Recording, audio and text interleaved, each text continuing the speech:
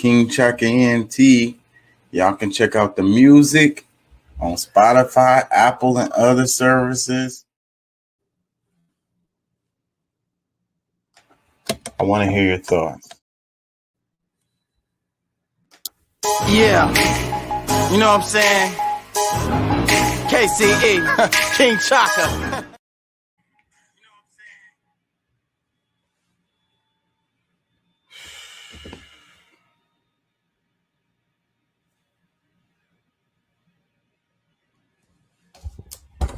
Hey, how y'all doing out there?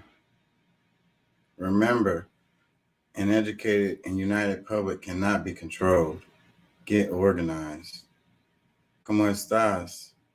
¿Podemos ayudarnos más? Si se puede. How y'all feel? You feel good? The name of the show today is Fear of Being Wrong. So, fear of being wrong. I'm sure I've talked about this before. I hope I didn't do this as a title too recent, but here we go. You know, it's the idea that, the fear of being wrong is what keeps people from doing a lot of things. Like it keeps people in their shell. It keeps people from exploring. It keeps people from taking chances, creating, thinking outside of the box, trying to change, it keeps people in their political ideologies. It keeps people in their box. It keeps people in their corner. And fear begets fear. It just leads to more fear. It makes you afraid of others. It makes you afraid of what you don't know. It makes you, afraid of like being embarrassed, and I think it's one of the biggest issues with the community is this fear of being wrong. That it causes arrested development. It keeps you from growing.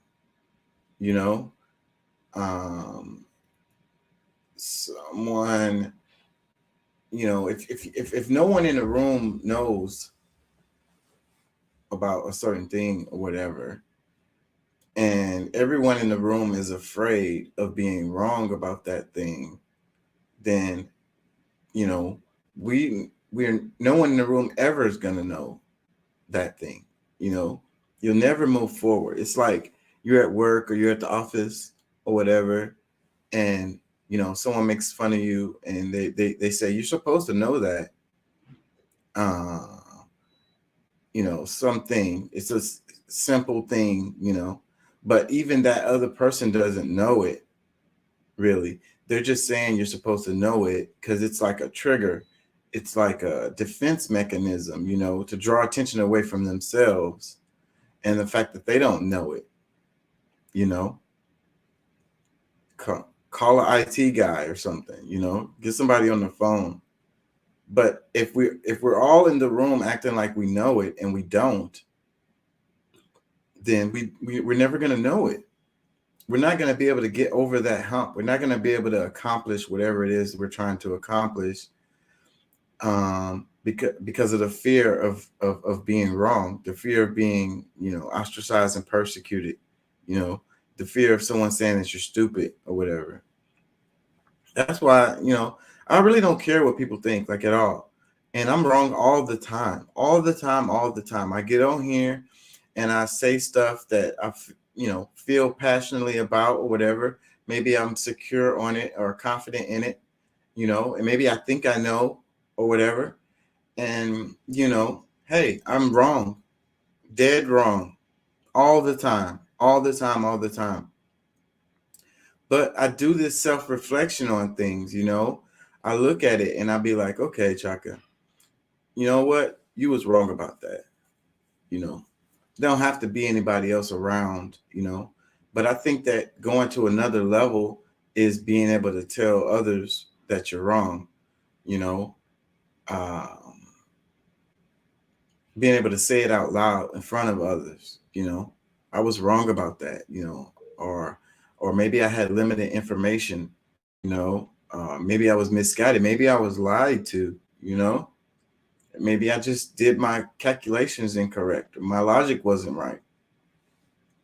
And that's okay. There's no way anybody's going to know everything. So this fear of being wrong is something that has been injected into our society, and it allows us to be more controlled. You know, um, a lot of religious people are really confident, and they get their confidence from their religion. They get their confidence from their book, from their holy book or whatever. And that's why a lot of people always say, like, you need to be reading your Bible is what you should be doing. You should read your Bible or whatever. People be like, well, that's in the Bible, so I'm sure about it. It's right. It's correct because it's in the Bible. So that gives them their confidence that they're right about whatever it is, Um, but, that's a crutch, it leads you to be childlike, because you're so confident and you don't question it, that then your learning has stopped, your growth has stopped. For you to grow, you have to continue to learn. And what I like to say is that if your perspective on things, if your ideology on things hasn't changed in 10, 20 years or whatever, then you haven't grown in in that amount of time. You know, if even when you're thinking about your religion and what you believe in, if your perspective on your religion hasn't changed in 10, 20 years, you haven't grown in that amount of time. You know, I don't like to sound like I'm knocking religion all the time, because it's okay. But you have to continue to grow. So, but the way I look at it is, because I've grown exponentially. I was really super heavy religious when I was younger. But I think that if you keep growing, you're just going to grow right out of religion, and you're going to end up in spirituality, which is bigger. The religions are boxes, all of them. But still, even within your religion, you can stay within your religion and keep on growing.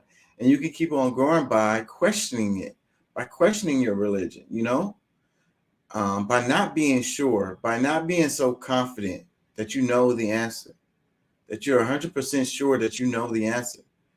If you could just be like, well, maybe I don't, maybe I'm wrong, maybe I'm not interpreting it correctly, maybe the scriptures were tainted or,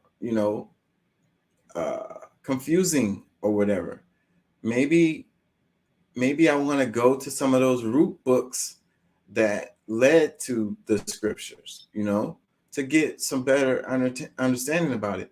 Maybe I want to understand the languages that it was translated from, so that I can get a better understanding of the scriptures. You just keep going down that road, you're gonna have to learn maybe a whole nother language, and then learn some history and how people thought in different time frames, because you can't use a contemporary lens to understand the past, because the way people think today is not the same way people thought in the past.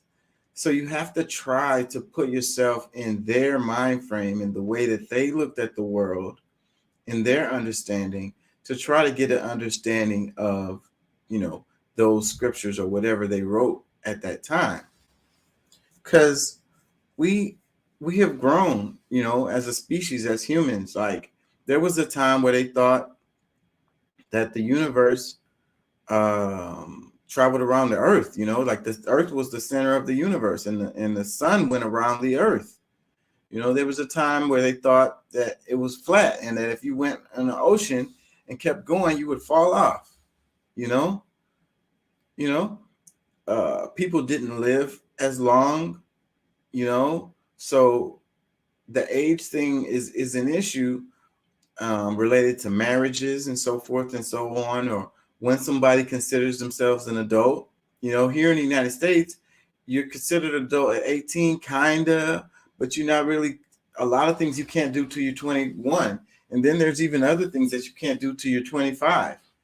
So, but in the old days, by the time you was 25, you was like an old man, an old woman, because you didn't have that much time left. Making it to your 40s was something that hardly happened. So you have to look at it through those kind of contexts to understand things. Uh, we didn't understand a lot of things related to science, how things worked, related to our health and so forth and so on. A lot of that stuff ended up in the scriptures, from their perspective of really not understanding things. So that's the thing. So if you want to go by these scriptures, then you need to try to put yourself in the mind frame of people in the past and how they thought and what languages they used, and what was important to them and what wasn't important to them, and how long their lifespan was, and so forth and so on. Once you start thinking like that, then you'll understand these things better, and your growth will continue. But if you just take it for face value and translate it literally and look at it through your contemporary lens of how you look at the world today, you're going to be missing a lot, totally missing a lot and not getting it. And you're totally like misinterpreting it, because there's value in all of this stuff. That's why I still to this day, I study religions. There's so much information there. There's so much useful knowledge there, But the thing is, when people want to look at one religion as the right one, this one is the right one and all the rest of them are wrong, then again, that's where your growth is. You're in a box and you can't grow anymore because you're stuck in that box. But if you can respect, you can still be within your religion and you can respect the other ones and, adapt principles from those other religions as far as like compare and contrast them and try to get the meaning of what they're trying to say, that's growth. That's where you will continue to grow. Because like I say, there's truth in all of these different religions. You can get it. And if you just kind of like mix them together, people say you have to choose one. It was that movie, The Life of Pi, the one with the tiger and the kid on the boat. If you guys haven't seen it, it's a really good movie, especially if you're into religions and stuff like that, because that's what it was about. It was about this person's spirituality, and how they dealt with trauma, how they dealt with life, basically.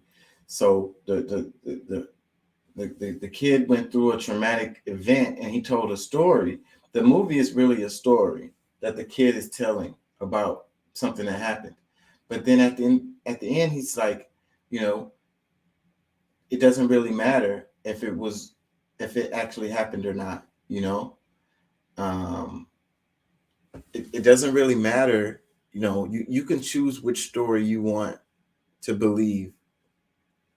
That's basically what the movie is trying to say. You can choose which story you want to believe. What makes you sleep better at night? You know, which story do you like best? Which one fits better for you? You know,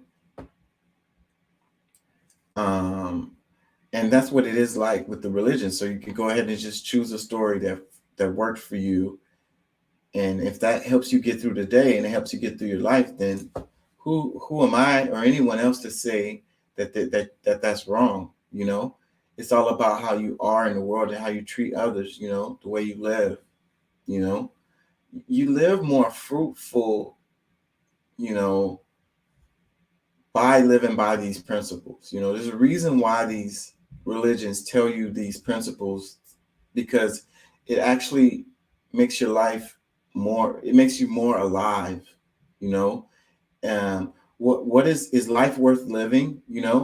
If you just go through the day and you just don't care about anybody, and you know you just stay to yourself and you don't even have any interactions with others. You're mean to others all the time. You're always looking to step over or step on people or screw over people because you think they're all stupid or whatever. You're living a limited life when you live that way. It's like, I like to think of like the sloth, right? That's why another thing I study is the animals and animal kingdom, because I think that nature teaches you everything you need to know. So, but then you have animals that live underground and they move really slow, and you know, they they have a slow metabolism, and they're not very active. They don't see the sun very much, and you compare it to other animals like a bird. It flies around, high metabolism, always doing stuff, sometimes doing stuff for no reason, building a whole nest and then throwing it away because it wasn't perfect, and starting over from scratch, building this elaborate nest to try to attract a mate, and then doing a whole dance in front of it, and keeping it clean in the area, all of this super extra stuff. But that's more alive. Making mistakes is being alive. Being wrong is being alive. Living life to the fullest. What's up, Pat? Well, nah. How you feeling, man? Feeling pretty good, man. That's, feeling pretty good. How about yourself? I'm good. I can't complain. It's weird how like me and you have some things that we disagree on, like adamantly disagree on. But for all the listeners out there, they have to understand that we're friends, right? Like somehow, even though we disagree on a lot of stuff, well, I wouldn't say a lot of stuff, a number of things, adamantly disagree on these things, but Yeah. we could still be friends. And it seems like in the world that we live in, people feel like if they don't agree with me, they don't like the same stuff I like, they don't like to do the same stuff I like to do, then we can't be friends.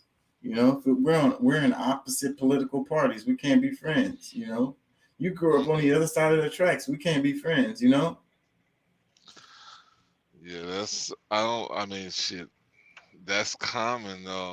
I mean, for me anyway, because, I got friends that, I mean, like true friends I grew up with, like from childhood, and we have shit that we don't agree on, but guess what? We friends, I mean, that's not really what it's about. Like, I mean, I guess because I'm shit. I mean, I meet people that's still new to this day that I mean, we don't really agree, but I still find them to be, good, decent people that, I would I would definitely consider as being friends. But Because you can get some, benefits from it. So I don't know. Anyways, I just threw that out there. So the name of the show today is Fear of Being Wrong. What is that? Does that mean anything to you? What do you think about with that title, Fear of Being Wrong? you finally listening to me. Maybe a little bit sometime. Nah, I think that's something that everybody struggles with. You know, um, even myself from time to time, I question myself. Hey, am I giving enough, attention to different things, trying to weigh different things out, and I think it's somewhat healthy because I mean, a lot of times, yeah, you're gonna feel like you're right about stuff. Because why would you just assume that, oh, I'm just wrong? Because I mean, based on however you been looking at the world, you would, oh, I would think that most people think that they're right about what they think of, but there comes a time where we do have to analyze ourselves and have a self check on ourselves to where we can at least have that conversation with ourselves or even others that might allow you to see things in a different light. So, I think we all kind of go through those stages where we can maybe self-analyze or at least just be grown enough to be able to say, you know what, if if it's, of course, being honest with yourself, that, just allowing what's real to be real, and if it's bullshit, let it go.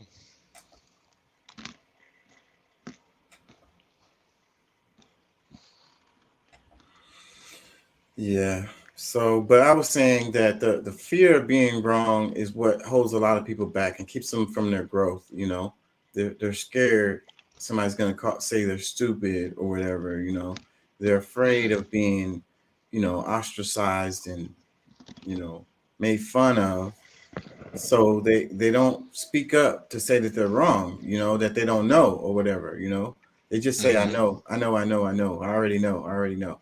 So, but then what happens is when you say you know all the time, you end up missing a whole bunch of stuff. You could have had an opportunity where somebody could have actually explained it, and then you would actually know.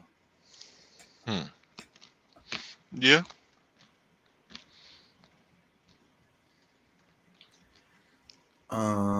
Since I was talking about religion so much, did you watch that video, the Christian denominations video? Um. Yeah, I think I did. I think I watched it all the way through. It's pretty funny to me. I'm not gonna play the whole thing, but I want to play some of it, and we can talk about it because I grew up and I was Baptist, and then I went to Methodist churches, and then I went to Catholic churches. Um, what else? What other denomination? Like those non-denomination churches. Um, I've been to the mosque. Um, so I've seen how it's different, and I've also seen how like one denomination makes fun of the other all the time. Like Methodists hate Baptists, and the the it's weird, and they really believe a lot of this, pretty much the same stuff. It's like they're doing it wrong, and it's like that in Islam too. You have the different sects of Islam that feels like the other one. They all, every time Ramadan comes around, they argue about when it stops and when it ends. Yeah. Um.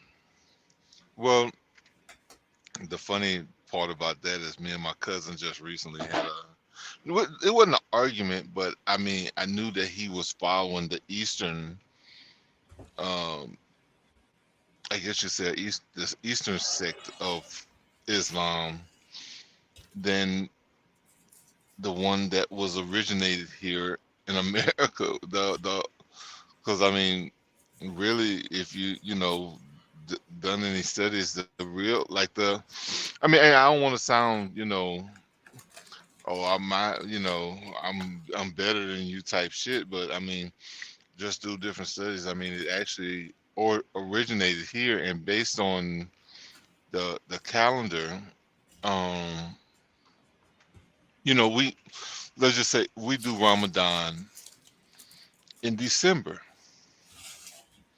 where a lot of people just are still doing it and or has done, or they started in pretty much like around the beginning of spring and this, that, and the other, which is it's fine. Well, But it moves every year, so it moves backwards. It moves backwards in the calendar every year, if I'm correct. So it moves. yeah, I don't know it that well like that for the other one, but because I mean, honestly, I really just started doing Ramadan like a couple of years ago, and Yeah, I used to do it as a child all the time. It's a pretty cool yeah, fast, but it's not well, necessarily healthy for you. I would say that. It, um, but it's a good test for your wills or whatever. You know, going, being hungry, not eating, that part is not that hard, but not drinking, that part is difficult. So it well, takes that's a certain amount of mental like strength to actually pull that off. well, and two, I think depending on the way the way you live, because I mean, we don't do we don't really do dry fast like that, which it's fine. Like I mean, I, we allow ourselves, the ability to at least have water throughout the day. And some people say that's not a real fast. I'm like, oh, well, that's on you. I mean, you do what you just consider to be real for you, and but we Yeah. do, Well, it's up. the way Ramadan's supposed to go, you're not supposed to eat, drink, have sex, none of that during the day while the sun's up. And what happens is people scorch themselves, at the end of the day, as soon as the Mm, sun dips, then they gorge themselves. So that's what I mean. go ham, It's like not an really idiot. healthy. Yeah. Yeah, It's not really good for the you. I would say. water really help. I think the water helps you deal with the fact that you're not eating. And hey, like I said, I mean, mm, I'm not here to judge. I mean, I support others when they're doing theirs. You know, I ain't look, whatever, what I'm saying? Like, I could be the type to talk trash and be like, "Oh, you stupid. You ain't, whatever." I mean, because there's been people try to do that to me, and I'm like, okay, and, even when it comes around, I mean, I could say do the same thing they did, but I don't see really, it's no benefit in it for me. So I just let it be, and God bless you, and hope you have good Ramadan. But one of the things I did want to add, because I mean, as far as on the Christian side, because that's where I was raised Christian, where my mom, pretty much raised us in a Baptist church. My grandfather was Methodist, so pretty much everybody else on my mom's side really was Methodist the whole time we were growing up, which wasn't weird because it's pretty much the same thing as far as I'm concerned. We went there when we went in town to that my grandfather's church, and then my father, he's Catholic, which Mhm. he you know jumped the broom as an adult. I guess you could say, I say jump the broom, but he converted to Catholicism because you got to go through all this process and this, that, and the other. So it was just, somewhat of a. I didn't really get it when he was going through it, but I'm like, oh, okay, all right. But so I'm one of those weird people too, where I have family that have different rituals that they follow through Christianity. You know what I'm saying? And I think it's a cool thing. I think I have an advantage over a lot of people because I've seen it in different perspectives. Like I can compare the churches, like in Catholic churches over quickly. Like them people are ready to get up out of there. Like let's do this and get done. Let's go. You know what I mean? But like a Nah, Baptist church, you might be in there literally all day. nah, not mine. Boy, shoot. Not the church I grew up in. Shoot. Only on like event days, like pastor associate, pastor, anniversary, or it's Easter Sunday, or it's communion. And communion Sunday is not even that long, really, like or third Sundays. It ain't really. It's just, but yeah. I mean, we shoot an hour, a good hour. Shoot, everybody looking at their clock like shit. It's about That's what that I'm saying. That's how it is in Catholic Church. But it's not like that in Methodist or Baptist Church. Both of them, they keep going, bro. Like the That's sermon might go an hour or two. nah. I'm telling you, everything for at our church, like we like get in there at 11. By 12, we are all packing up. Yeah. So in the Baptist church, the sermon comes at the end, and we've done all of this other stuff already, and here comes the sermon. But that's really what everybody's waiting for. They want to hear the good word or whatever, right? So that's Hmm. what I went to church for, the sermons. And so, but then the sermon could just keep on going and going and going and going. He's like, bruh, this is, can we wrap this up? Yeah. Let me play some of this. Simply, they're all called Christian because they all worship Christ. They all agree who Jesus Christ is. He's truly human and truly God. He was born of the Virgin Mary. He died for our sins. He rose from the dead. He ascended into heaven and will return to judge the living and the dead. These are the essentials of Christianity, which are contained in the Nicene Creed, the early church document that all these different churches use. So they're similar in that they're all Christian, but they still have a lot of differences. Let's start with the Baptists. There's a lot that makes Baptists unique, but the main thing is baptism. Wait, no, not like that. Like that, yeah, they don't baptize babies because they think baptism is a personal and individual choice. Most other Christians say baptism is what makes you Christian, but they think baptism is how you proclaim that you've already become Christian by having a personal born-again experience where you go from not Christian to Christian. So they're very individualistic, which is why they're most common in the southern United States, and it's all about a personal relationship for them. So that means the church itself and its religious rituals matter a lot less than having a personal relationship with Jesus. And the religious rituals the church does do, like the Lord's Supper, are really just symbolic. This is called being low church, where the church as an institution doesn't really matter that much. So because the church is really just a fellowship of individual believers, it doesn't really matter how the church is structured as long as they're following the Bible. So that means most independent or non-denominational churches are really just Baptist in terms of their beliefs. So like the Baptists, like, and then they like to make fun of the Methodists and say that y'all scared of water or whatever. So, but can you? Were you baptized? I got baptized a couple of times. So like, what was the experience like or whatever? Do you I remember? Well, I was baptized twice, and that was because of my, not fully understanding everything when I was a kid. Um, we went through of kind of like I guess you could say it was somewhat of a ritual, like up to the point to where we were becoming gonna go through our baptism. We had to go to church with a scarf on our arm, like a white scarf that we wore during church, for a couple of weeks before the baptism came.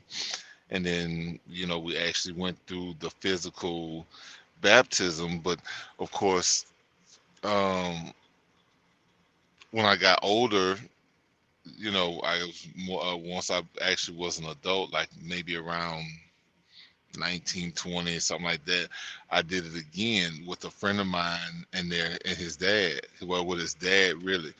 But overall, it was kind of and of course, I also understood even better later that the baptism is more so, it is a mental thing. Like it's more mental than it is the physical dipping you in water.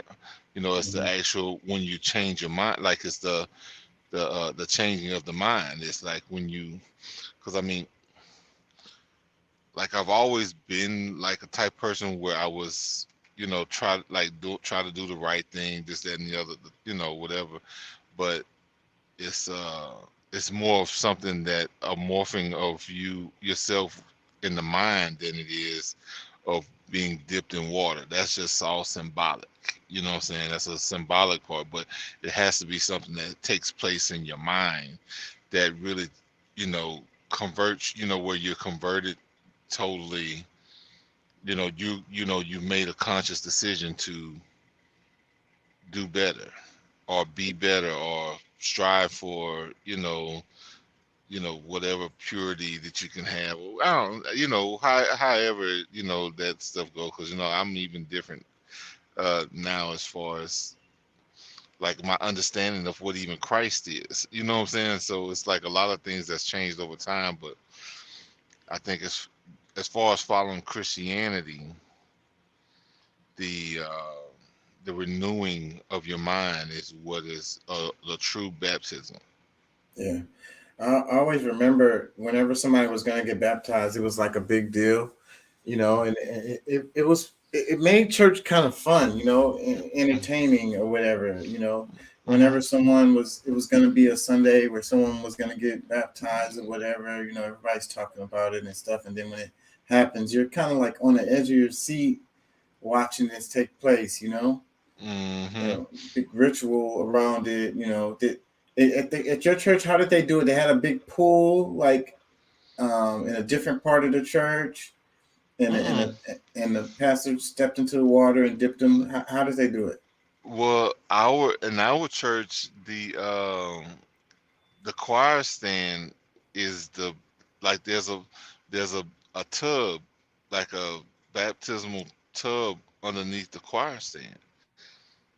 And like they move the chairs and stuff, they lift the floor, the tub is underneath there, they had the water run, they have the mirror that's in the on the back wall, they have it where it tilts down, like you has chains on the top of the mirror where you can release it, and the mirror is pointing at an angle so that people from the audience can look at the mirror and look down into the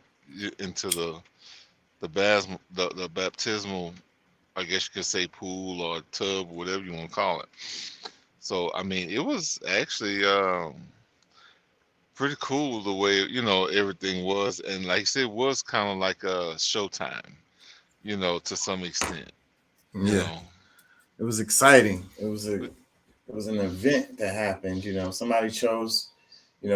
Sometimes it was like when you're changing churches and you go to a new church and then you want to be baptized and become a part of the congregation. It was like it's official now. You're part of the congregation. yeah, You'll be attending this church every Sunday. yeah. But then as I got older, I realized that's not what like if we get new members, if they've been baptized already, then y'all just come on in. But if you've never been baptized, that's when, we need to, do the setting up, we need to at least have, do the ceremony for them if they've never been baptized. But if you come there baptized already, just you're welcome. Come on in. Yeah. And every Sunday they would ask if anybody wants to join the church, and it'd be like, you've come to check out the service more than one time or whatever, you want to become a part of the family, come on up to the stage, Yeah. come on up here, come on down, become a part of the church. Dun, dun, dun, dun, dun, dun, dun, dun, dun, Yeah. dun, dun, dun, dun, dun. No, I'm just kidding. Let me play some more. Come on. Yeah, so that's low church. An example of something more high church would be Anglican or Episcopalian. Episcopal just means they're run by a hierarchy of bishops, because the church is very structured. So they try to hold a balance between tradition, reason, and scripture. They're very eclectic, meaning they try to take the best parts from various other traditions, and that means they have a lot of diversity of belief. Some Anglicans seem more Catholic, and others seem more Protestant. And a lot of Anglicans see themselves as like a middle way between the two. So it's difficult to understand what Anglicanism really is, but don't worry, they don't understand it either. But yeah, so Anglicanism still has a very rich tradition, and a lot of the prayers and hymn books that people use come from Anglicanism.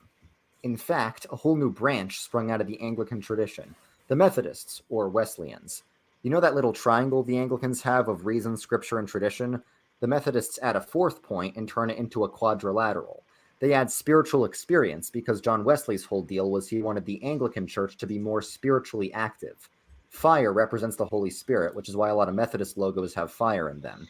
And of the three persons of the Trinity, Methodist thinking is centered a lot around the Holy Spirit, who empowers us on the path, or the method that leads to righteousness. And we all have free will to join or leave the path. Free will is very important for Methodists. And at the end of the path is entire sanctification, where in this life we can improve so much that we stop sinning completely. And along this path, there's a lot of service to the poor and working for justice as we strive for spiritual perfection. I like that. I really like that. Striving for spiritual perfection. And what did he say? Work for the poor. And hold on, let me take that little part back. I like that a lot. Let me see. Completely. And along this path, there's a lot of service to the poor and working for justice. Working for justice. So service for the poor and working for justice, and striving for like perfection. Spiritual perfection. Yeah, I like that. Yeah, I think that's pretty cool too. I guess I mean, everybody's got their personal journeys and things like that, which I know mine is very unique for me because I mean, metaphysics to me is where I had my biggest growth. So everything that I learned, and like me being open to whether the different facets of Christianity, but also being open to Islam allowed me to be open to metaphysics as well. So but I think because I don't really look down, because like my brother, a couple of weeks ago I went to church with my mama. My brother's like, "Oh, you went to church, huh?" I was like, "Yeah, I mean, shit. I kind of was there to visit. A lot of people grew up with that I hadn't seen in a long time, but it is what it is." And I do it too, because every now and then, like, I haven't been to church in forever because I work like every Sunday, but it's totally okay. Even though I've grown, like you said, the metaphysics, that's where I'm at mentally, anyways. Spirituality. The earth. Yeah. But that doesn't mean I can't go to church, and enjoy it or whatever, Because honestly, I think that a lot of pastors and priests and imams or whatever, regardless of what sect you recognize yourself as, I think a lot of them, especially teachers, like, they go through those processes. I mean, you think most Christian churches have that Masonic symbol on it for a reason, because it does understand life in a different, from different perspectives and angles. You know what I'm saying? Like, and I love to hear a good sermon, something well put together, something to make you think, after you leave the church, you're thinking about it or whatever. When you hear a good sermon, it's when it sounds like they're talking directly to you. Like, you know what I mean? Like, it's like everything they're saying is like pertains to you specifically. And you're like, wow, this dude is telling my whole life over here up on the stage in front of everybody. You was there? Like, like, how he know? He was hiding in the bushes. And it's like that. It's like that at the mosque too, because they do a similar thing at the mosque, where they talk and so it's a good thing. I enjoy it, even though I don't feel like I have to be in that box of Islam or that box of Christianity. Exactly. I can still go there and get plenty out of it, because I can relate. I think a lot of people go to church because they feel like that's what they're supposed to do, but I don't feel like I have to go to church at all. So then, therefore, when I do go to church, I get more out of it, I think, than the person that just goes there because they feel like they have to go. You know what I'm saying? Like, I'm really listening, like I'm really into it. And whenever they're saying something, like I'll look up the scriptures and stuff like that while they're talking, you know, I'm and even questioning stuff like, you know, you know, because I study this stuff too, so I'd be like, oh well, the pastor didn't really know what he was talking about on that one. You know what I mean? Yeah, for real. Yeah, I ain't gonna lie. I am more, you know, based on the what I do know now, and that's like, well, you know, that could be seen another way too, you Yeah, know. But yeah, okay, a little go bit ahead. off, but This yeah, on you. This on you. This your show. You know what I'm saying? yeah. Like, uh, And I went to church with somebody before, and that happened, and I was like, I mean, I didn't say it out loud in the church, of course, as far as like to the pastor, but to the person next to me, I was like, da, da, da, da, da. And then I looked it up or whatever, and I showed it to the person I was at church with, and it was like, yeah, whatever. But that person felt like I was being rude, you know, that I was being disrespectful because I was looking up the damn stuff that he was actually saying, you know, yeah, yeah. But I whatever. mean, that's mostly what it's supposed to be about. Because I mean, honestly, if you know, you really going to, you know, you want to learn your Bible, like that's mainly like, because the preacher can give you an aspect in which, you know, because that you may not have ever considered, but you know, doesn't make you or him wrong, because there are many different facets, you know, ways to see these scriptures. You know what I'm saying? So, and I think during the time of you seeing it, like, because when I'm, you know, 12 years old, 16, 20, 30, you know what I'm saying, 40 years old, like, so I could look at some of the same scriptures, and I'm sure I've seen it differently at different times in my life, you know. So that's the weird thing about that, because I think there is, you know, a multi-use for some of these scriptures, Mm-hmm. you know. So Because Well, I I think heard. they break it down. Go ahead, Go go ahead. ahead. What's up, Deuce? Go ahead. Shit. No, I was just saying. I think that sometimes, like, if you in church and you hear the pastor, he's talking about a certain scripture, he gives you a bit of it, but I think also a lot of pastors, depending on their congregation, they have to try to break it down in layman's terms, if you will, you know, to people's understanding. Yeah. And I think there's other parts of it too that even though it doesn't matter like what it actually saying, and it has more to do with like the breath and the timing, the math, like a haiku or something, like dealing with like ohm or whatever. What I'm trying to say is you have scriptures that are set up mathematically, and actually what it's saying is not nearly as important as the breath related to it and the timing, the math that's in it. hmm Mm-hmm. Let me play a little more. As we strive for spiritual perfection. And certain groups arose out of Methodism that really focused on that part. The holiness movement says that if you really have the Spirit, you're going to pursue holiness. And the Pentecostals go a step further and say that that includes speaking in tongues.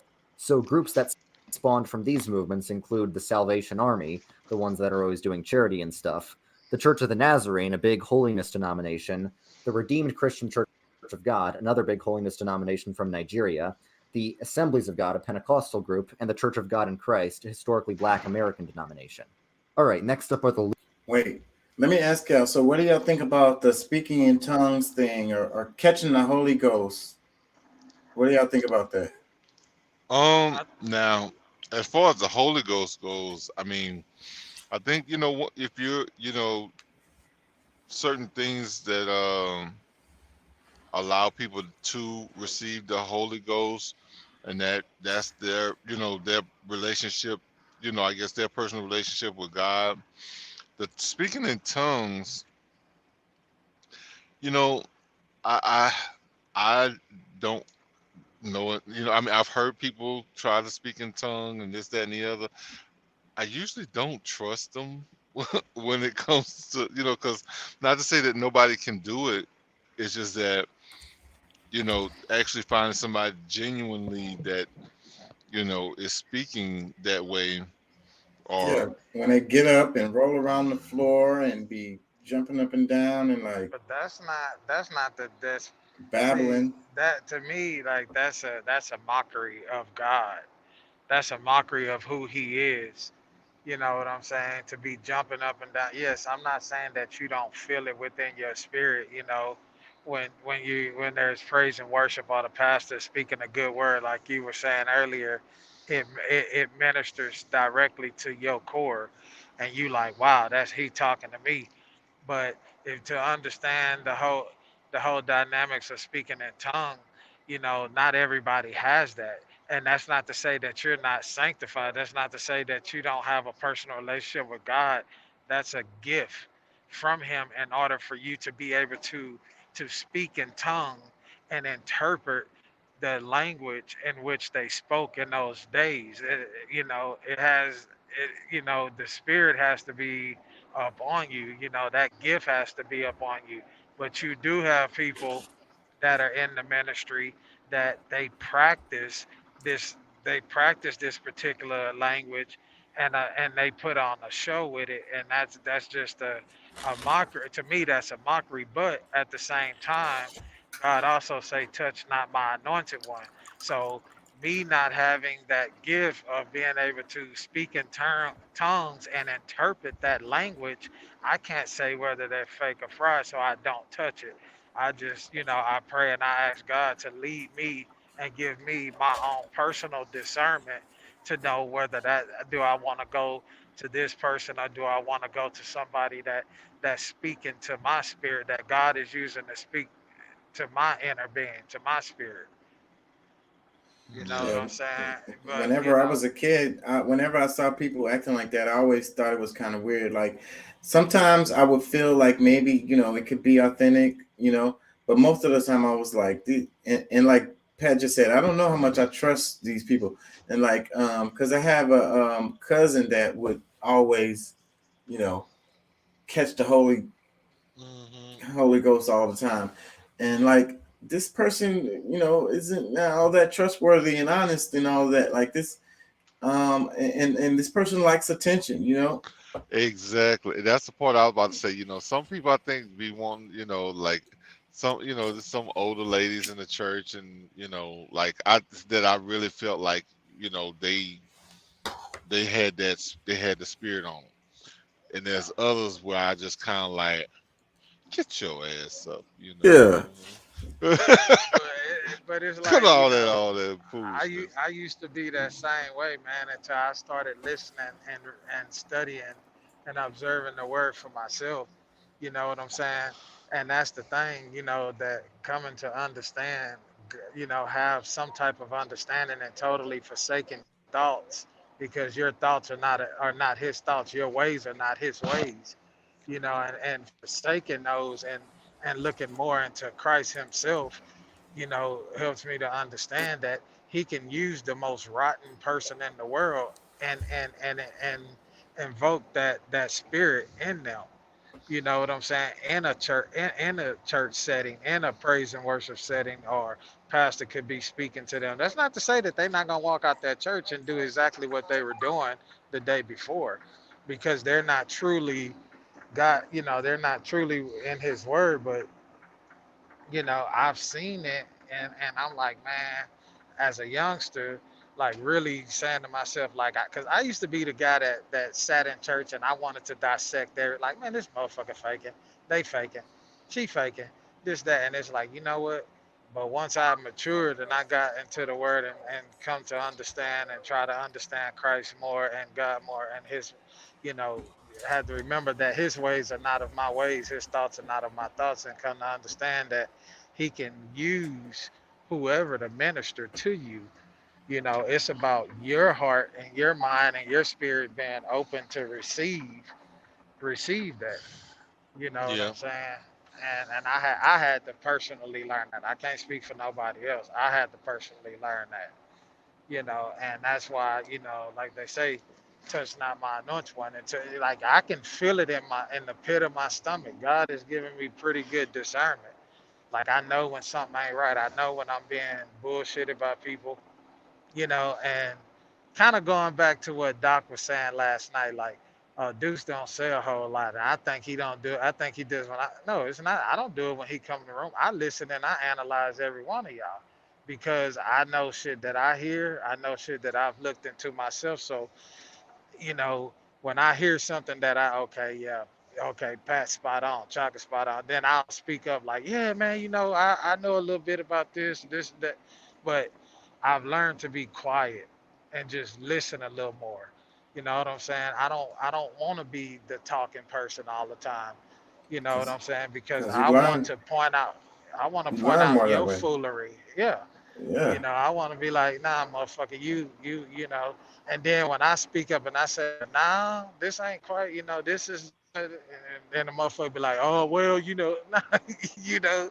So yeah. I used to be that person too, bro. And I still am when it comes to like having conversations with humans because, people will put their feelings and their thoughts, like you hear everybody saying, no, I need to be true to myself. I need to live in my truth. You know what I'm saying? No, if you truly understand Christ, then your truth is not your truth, it's his truth. Mm. You know what Like, I'm Yeah. saying? there's only one So truth. yeah, and that tells me right there that that statement is so true, bro. We are all enslaved to our own beliefs and what we perceive to be our truth, And that's what which takes is us actually away from the actual truth.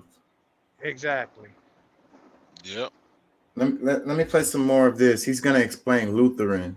This is a really good educational video to teach people about the different denominations. Let me play this. Lutherans. They're named after Martin Luther because they come right out of the Reformation, where Luther wanted people to preach the gospel.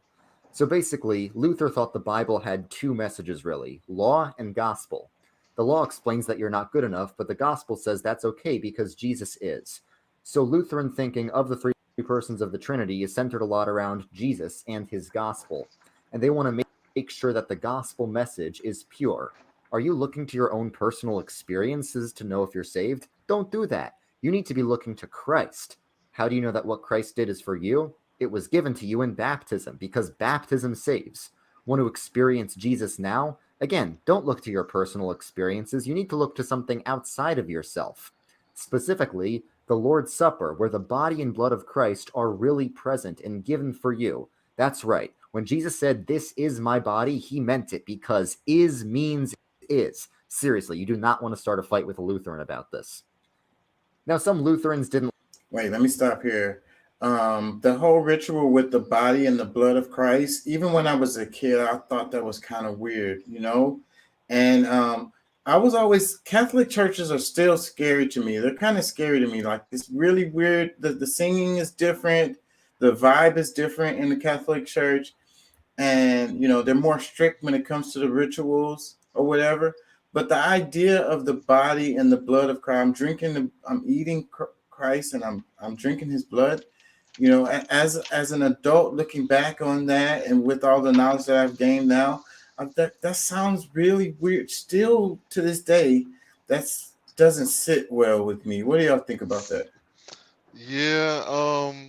I've had thoughts about that too. As far because I mean, it's almost like cannibalism, almost like we're eating the body. We're drinking the blood, and I mean, it's all supposed to be symbolic, but it was somewhat weird to me. But that's not something that's just put, through Catholicism. That's really all sects of Christianity has I mean, is there Yeah. any? Yeah, but they did it every time in the Catholic Church. Like every time you go to church, you do that. It's part of it. It's like one of the things that you do every time. Like everybody gets up. You however they do it. You walk around. You drink the grape juice or whatever. They give you a cracker. Like, So they do like a communion every week. yeah. This Catholic church I was going to, yeah. Hmm. Okay. I never been anywhere that did baptism. You mean not baptism, communion Every every week. week. Every week. Huh. Interesting. But that's kind of beside the point. The idea of eating the body of Christ and drinking Christ's blood. Like, that doesn't sound strange to y'all. What do you think about that, Deuce? I mean, the symbolism behind it, I understand. You're it's like you're. I don't think they mean it in the fact of like some cannibalistic type of nature. It's taking of his body, his presence, his the works that he did within the world, how he gave, but also that's something that I need to search a little more, because I personally feel like if you're not 100% grounded and rooted in the Lord's word, and you're not living that life, and you haven't truly forsaken your ways and your thoughts, and you're still out in the world, I personally feel like you shouldn't be taking of the Lord's Supper. I feel like it's kind of like, a slap in the face, if you will. But that's just my personal belief, because like I haven't really researched that part yet and start really looking into that. But I think the symbolism behind it is just basically about God's presence. He's giving you breath, he's giving you life, he laid his life down for you. You drank of his blood, his so that his life and his word forever flows within you. you know so I think in that way, but if you look at it from the other way, then yeah, it'd be like, man, this is some cannibalistic type of rituals. Should I be doing this? You know what I'm saying? Yeah, that's what I think. I Like, mean, as far as the part where you said, should I be doing this? Because I get what they mean. I get what it means or what it's supposed to mean or whatever.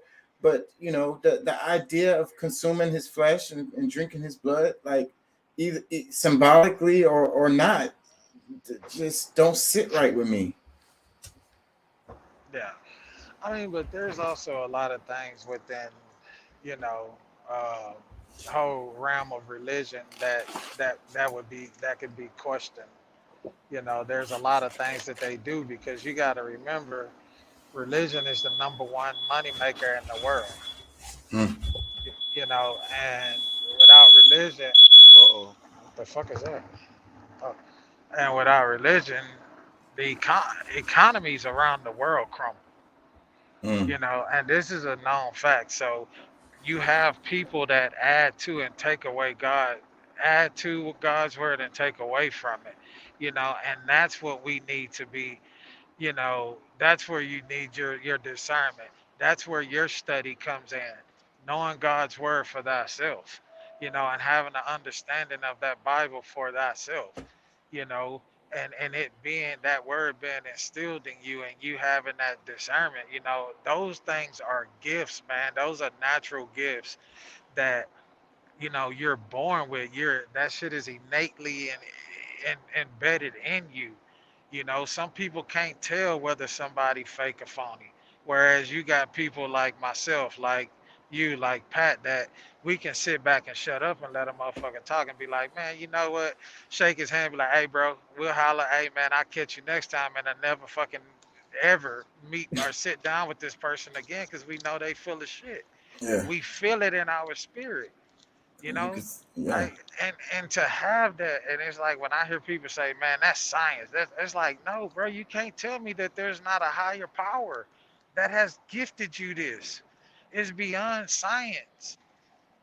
It's beyond your Well, but that's human the thing. being. Well, you know what? When people say that, because I mean, I can somewhat relate, because I mean, I think the best explanation for God is through science. Like, to be able to, like, I don't think that you make God, because I mean, if you really think about it, science is really just a way to express the the intricate, minute things about science. Like, I mean, breaking it down About to God is what you're saying. The details is like y- the y- math. yes, like it's every see, and that's like one of the things, especially once I went to, the school of more science. like that's where you really kind of get a broader idea of it, that everything is science. And Like everything that, is God. yeah, and everything is God. So I mean, that's the thing. Like, so, you know, the best way to break down what God is through a scientific, taking a scientific approach. You know what I'm saying? But I still agree with you, Deuce. Um, in the manner where there's always going to be things that you can't understand. Always going to be things that science can't explain. You know, the unknowable. You know, the things that are beyond what we can comprehend. You know, and that's one thing that we have to understand. We have to humble ourselves and realize that we have limited perspective. We have these five senses or whatever that we perceive the world through, and we're floating on a rock going through space. You know, we only have so much that we could take in. You know what I mean? We can't possibly really understand what God is. You know what I mean? We can't really completely get it ever. You know, Yeah. and that's in that area. That's where what you're saying, Deuce, is true. Where you have to have faith or whatever, or a belief or whatever, because those are areas that you can't, explain. There's the unexplainable, the unknowable, Yeah. beyond comprehension. Yeah. Yeah. Exactly, So man. so you're both right. I agree with both of y'all. Let me play some more of this. Didn't like how the Lutheran tradition was so skeptical of personal experience and they wanted to focus more on it. So they became the Pietists, and that's how you get things like the Evangelical Free Church. Presbyterians are up next. They're also straight out of the Reformation, and their beliefs are called Reformed. Reformed thinking is very God centered, so they probably focus most on God the Father, specifically God's sovereignty and God's covenant. What? Sorry. The way God's in control of everything and the promises that God makes. Yeah, Reformed people use a lot of big theology words like infralapsarian, but the reason they use big theology words is because they're very focused on theology, because theology is the study of God, and they're very focused on God. They're theology nerds, and they're also kind of stereotyped as the nerdy Christians in general, and they're the most likely of all Christians to study science and stuff. But yeah, anyway, God's sovereignty and covenant are the lens through which the Reformed view all of Christianity. If God's in control of everything, that includes who will and will not be saved. Yes, Reformed theology is Calvinism, which is the idea that God's already decided whether or not you'll be saved. However, everyone forgets about this part of Calvinism, which is that baptism is a covenant promise that saves as long as you don't reject the promise. So salvation's still by faith alone. Reformed worship is also very regulated. So if you like speaking in tongues, altar calls, wild worship music, and images of Christ, don't expect to have fun at a Presbyterian church. Instead, you'll find very orderly worship, psalm singing, people sitting in the back of the church, and, of course, Holy Communion, where we do receive the body and blood of Christ, but he's not physically in the elements, we receive him spiritually. And Presbyterians aren't the only Reformed churches. There's also the Dutch Reformed, the Swiss Reformed, and maybe even the Puritan Congregationalists, who have basically the same theology. They're only different in terms of geography and history. There's also a big group of people that call themselves Reformed, but they're only defining Reformed as believing in predestination and not necessarily the other parts of Reformed theology. There's also I think it's interesting that we were just talking about science, and then he's talking about the Presbyterians and explaining that these people are more likely to be scientists. And it seems like an oxymoron that you can be religious and be a scientist at the same time. But it's true. He was just explaining that. It's funny that we were just talking about science and the study of science, and then he goes right into this particular sect of Christianity, most likely being, people who study science. Well, I mean, if you think about when you look at biology, you know what I'm saying. You know, ology is the study of, and you know, really like when you talk about theology, theo is what is, I forget the exact. I know it's like pretty much God or the study of God or the the religions or whatever. But either way, it's just like it is a reference of like there's a process to trying to break it down. So Right. you have to kind of look at it from, different angles. What, regardless of, what your beliefs are, I mean, there's still the elements that, you know, even if you break down the human body, like that's like, that's becomes a spiritual thing, because like you're really able to look at it from a totally different angle, that, without having let's just say, like looking at life through a petri dish, like through a one of those slides, and putting it under a microscope. I mean, it's just the fact that you can break it down makes it more of a somewhat of a spiritual. Right. I get what you're saying, because it's like, the scientific method is really basic. You come up with a hypothesis, and you take in information, and then you test it, and the results that you come out with is what you come out with. You know what I mean? Like, it's based on your what you have Observation. gained, your observation. That's what I was looking for. And so, it's really simple. Really, it's not like when people want to act like science is some big thing or whatever, or it's against God or whatever. But when you really just look at the basics of it, it's just somebody making an observation, and trying to come to some kind of conclusion based on that. It's really, really simple, really. Yeah. Let me play some more. There's also a group of Protestants that were Protestant before Protestants existed. Moravian. And speaking of which, all these groups that I've talked about so far are called Protestant. But what does that even mean? Is there anything that unites all Protestants? Yes, there are the traditional Protestant beliefs, but a lot of modern Protestants don't really believe those anymore, especially because each Protestant tradition has liberal-leaning and conservative-leaning denominations that each have their own liberal and conservative factions within them, and the most radically liberal ones don't believe anything Christian anymore at all. There are some Protestant churches that have lesbian pastors and leftist political symbols, and there's others that make the news for their right-wing beliefs. Some Protestant churches look very traditional and similar to Catholics. Other Protestant churches look very contemporary and don't resemble a traditional church at all.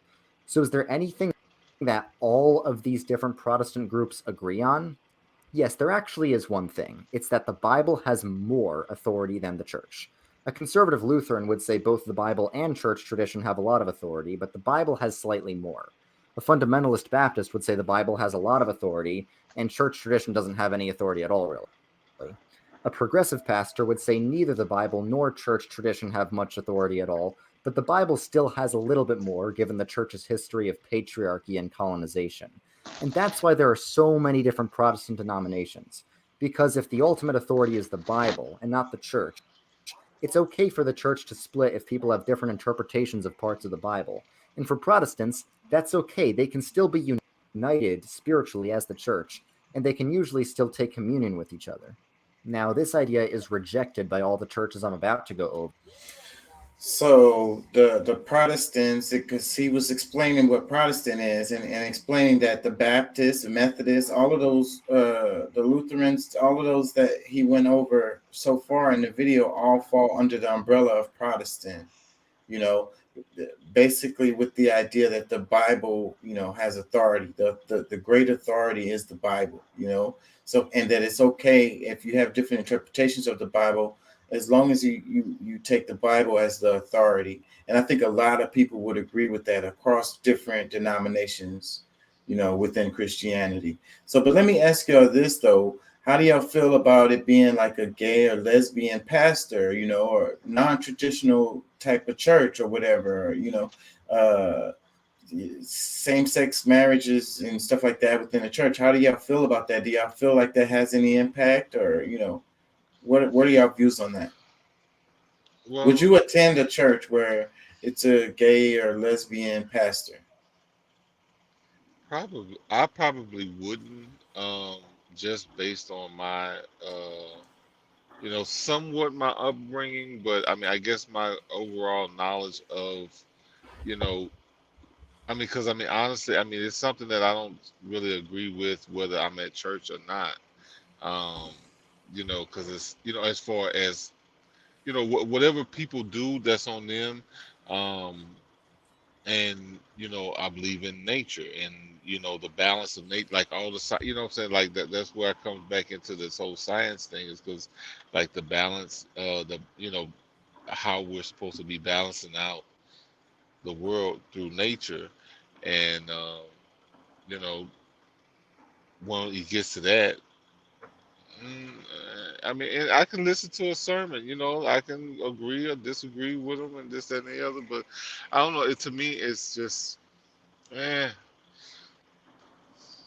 I have to say, I'm a traditionalist, I guess I you could wouldn't say. I wouldn't have a problem with it at all. And I think that the person's relationship with God, it It's doesn't on have him. it's not related to their sexual preference. You know what I'm saying? Like that's something else. So and I could definitely I feel like you can learn from anyone. You can learn from Yeah, everyone.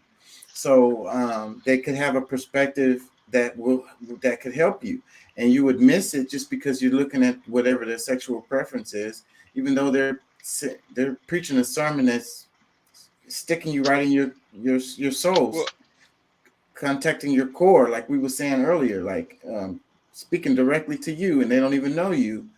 I So mean, I wouldn't have a problem with it.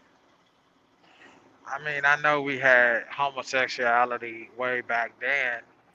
You know, the world was in a mess. And that's why it was destroyed by a flood. But but at the same time, it goes against it goes against what.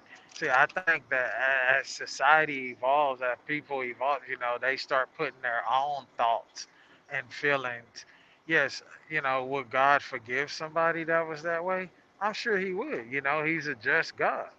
You know what I'm saying? But to say that we're gonna put a lesbian or transgender pastor or homosexual pastor, the lead over the congregation, I personally, from my beliefs, I don't feel that's right. You So know you what I'm wouldn't saying? Because God, you wouldn't be you able look to at, attend a church that has a gay or lesbian well, you pastor. said, well, see, you're asking a different question now, because I mean, Yeah, I don't know what the as far, question was I asked before. because I mean, attending a church, and like me being a part of a church that has a gay pastor, or lesbian pastor or whatever, is different than me potentially attending. Because I mean, my reason for attending one church or another could be different. You Yeah. So, know, well, would you attend a church that has a gay or lesbian yeah, no, pastor? I mean, But you already knew that they were gay or lesbian before you went to the church, and you're okay with going and listening to the sermon. no, I don't really mind that. I mean, like I said, I mean, shoot, we based on what I understand, some of these people that we watch on TV got some secret lives that Right. you How know, do you even know that your pastor at whatever church that you went to in the past or whatever wasn't gay or lesbian? It was just in the closet. well, and that's, I mean, that's a possibility. Now, I mean, as far as the church, I would assume, I mean, the church I go to, I mean, or that, because I ain't gonna say I've really been going to church, but the church I grew up in, like I said, I'm still somewhat hold traditional values to some extent, so I'm not really ready to just, because I don't really fully understand all of that but and I how it should believe, go.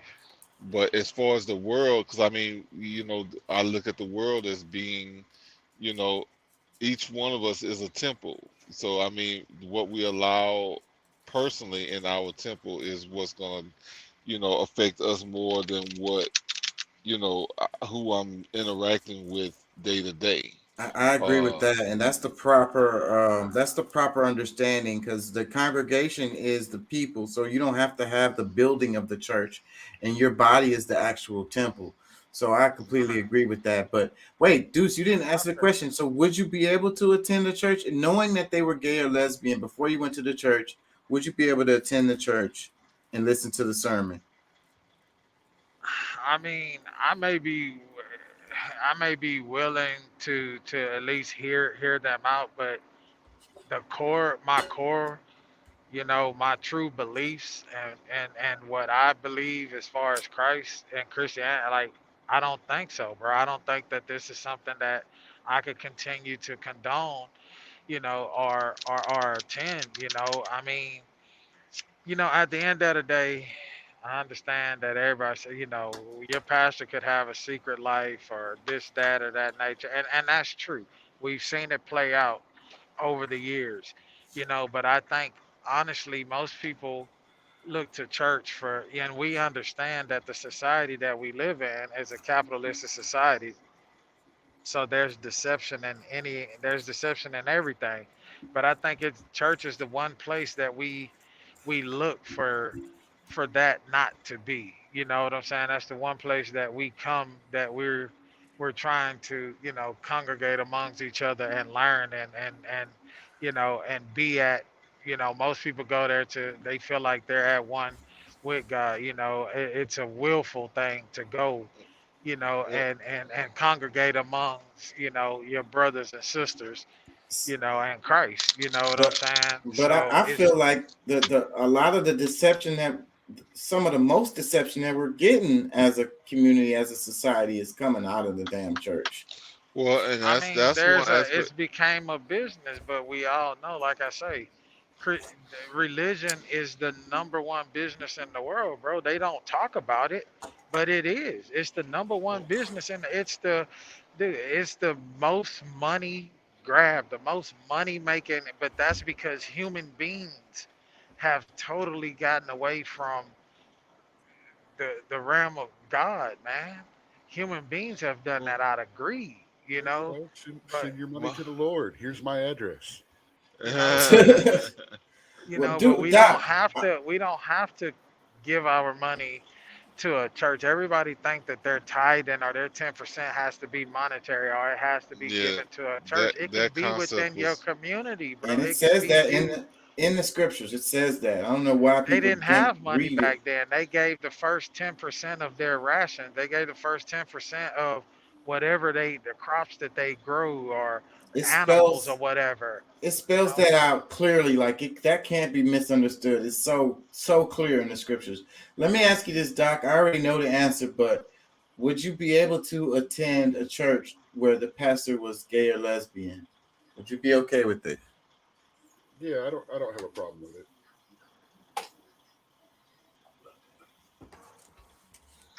Yeah, I already knew that's what you were gonna say.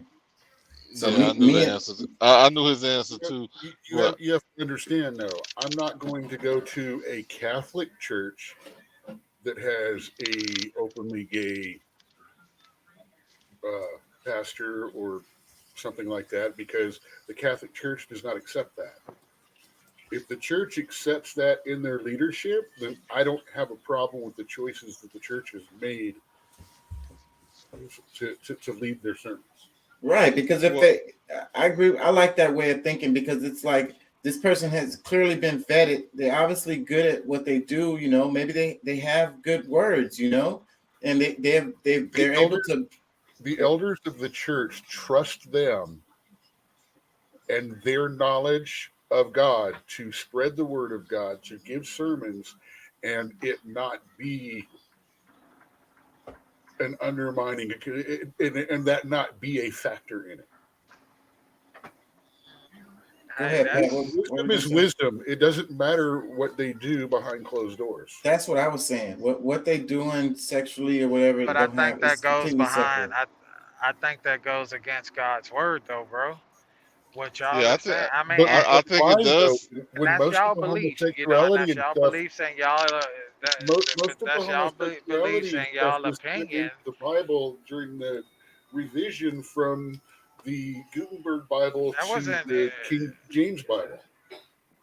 And if you're talking about Yeah, old, but and if you're that talking about old, if you're talking about Old Testament, remember the New Covenant changes all of that. that's why God. Does That's it? why God destroyed. That's why He destroyed the world, because of all of the wrong that was going on, the homosexuality and all of these things. So you can't sit No, here he and tell me destroyed that the that shit world is because right. the giants, the Nephilim, the No, evil creatures and the stuff the like the that word, had to the turn evilness those of the people, human being, the evilness of the had human to beings, destroy the the Fae and magic. sexuality, the sexuality of human beings, dude, the sexual, their sexual preferences, the shit that was taking place, the evilness of people that was taking place, you know, the shit got out of control, and he had to destroy the world. I You think that know, I- like I- it goes against. I mean, like I said, Now, you don't have what? check. to you don't have to No, that's justify not yourself exactly for what gay. the But Babylonians we're said. finding You know excuses to about the make sweet blood. homosexuality inside the churches okay, and it's not okay. Well, It let me. goes against God's word, bro. I don't care how you put it or Well, how you try to justify it. It goes check against the Bible. check me if I'm wrong, but I don't know that they mention anything about gay in the Old Testament. That stuff doesn't come out until the No, New Testament. Am I there, right? there are a few passages referring to, especially during the earlier biblical times of Noah and stuff like that, back when they were small tribes that couldn't afford to not have babies. And that's in the Old Testament. So if you spiritually make it against God, then you're going to have more babies. This is where you have to bring anthropology and history and seminary And, together instead of studying one or the other.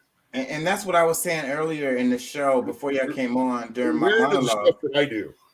Is that whenever you look at history or you try to understand the scriptures, you have to try to look at it through the perspective of that time. You can't look at it through your contemporary perspective because the way they thought back then was different. And what Doc is saying is like, hey, we got to make more babies. Like that makes our, stronger, our tribe stronger or whatever. Like this helps us to survive, to thrive. We can't be doing things that's gonna not. It's good. So, We but can't then steal from each other. We can't covet each other's wives because that causes interpersonal conflict. You you cannot eat the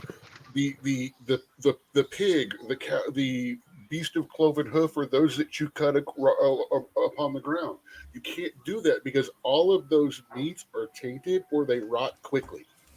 like Not perfectly cooked, they will get you sick. and you can't have sex with your siblings and close family members and stuff because then the babies aren't viable. Your family tree should not be a wreath. So those are all things that help you Here. to survive as a human. So, but I Yeah. get your point too, Deuce. Like I'm not knocking what you're saying, Deuce. I'm not denying that, or that there are passages saying exactly what it's saying in the Bible. Yeah, There are. I'm not knocking you, Deuce. Right. And I also feel like there is things that are like, let's say, against nature that doesn't help. There Humans. there is a direct statement that says, "Thou shalt not lay as a man. Thou shalt not lay with another man as thou would a woman," or something along. Maybe the these and nows are wrong, but basically that's what it says. Yeah.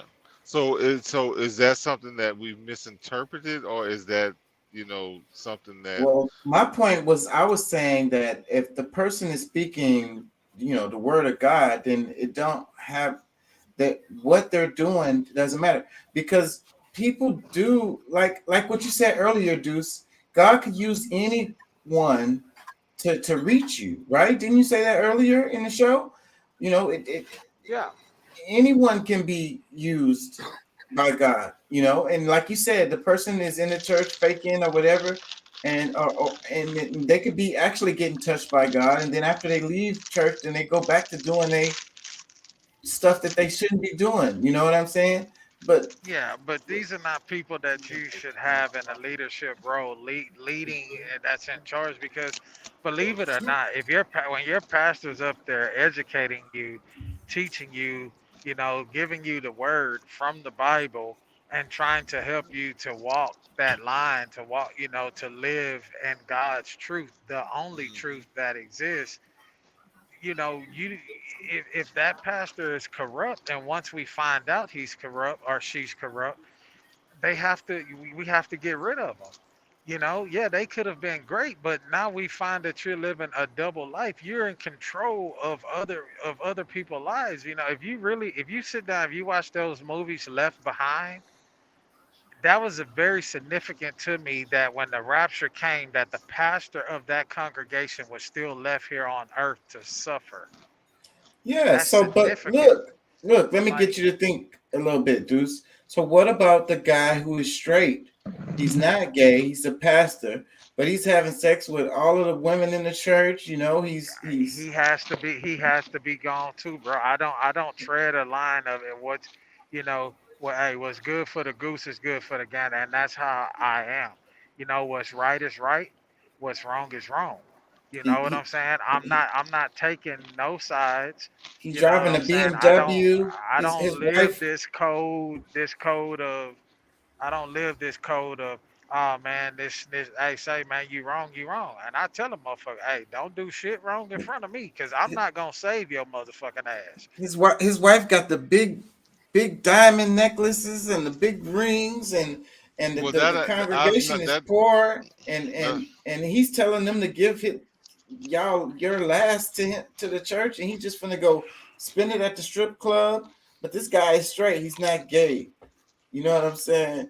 But I'm but not he's saying I'm not condoning that either, bro. If they're doing that, you're wrong. You need to be your license to preach, to minister should be stripped away. You know, you should not be able to preach or give word, you know, at least not be in no leadership role no more, bro. well, Because you have to take, go ahead, you know. well, let me say I was this. just gonna ask you that you could defile, you know, like a pastor can defile himself in many ways, and that's one of the things that we want to, you know, someone who actually that doesn't just talk the talk, that actually walks the walk, that you know what is taught through Christianity, because you know even if you know homosexuality and all this that and the other is not, you know, let's just say it's not a sin.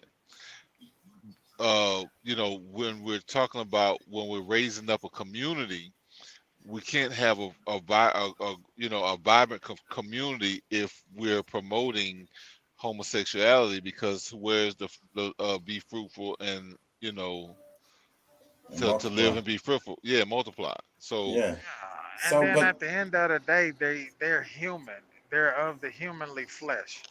You know what I'm saying? Because at the end of the day, if you truly read God's word, none of us are worthy of heaven. None of us are worthy of His grace, nor His mercy.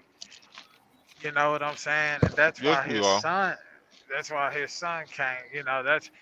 But at the end of the day, bro, it's not to say that as a human being you're not gonna have temptation. They're human. You may catch a pastor out and about trying to get some work done or trying to get something done or somewhere, and he's just having a bad day, and he's frustrated, and he may drop a f-bomb, he may cuss. You know, should he be condemned for that? No. No. You know, or should she be no, because they're human, they still fall victim to flesh, they still fall victim, you know, to so you're temptation making and excuses worldly ways. for the guy, but No, you're not willing to make excuses for the no, gay guy who slips and falls in no. some other I'm making guy's excuse. No. bed. No. I'm making rational excuses.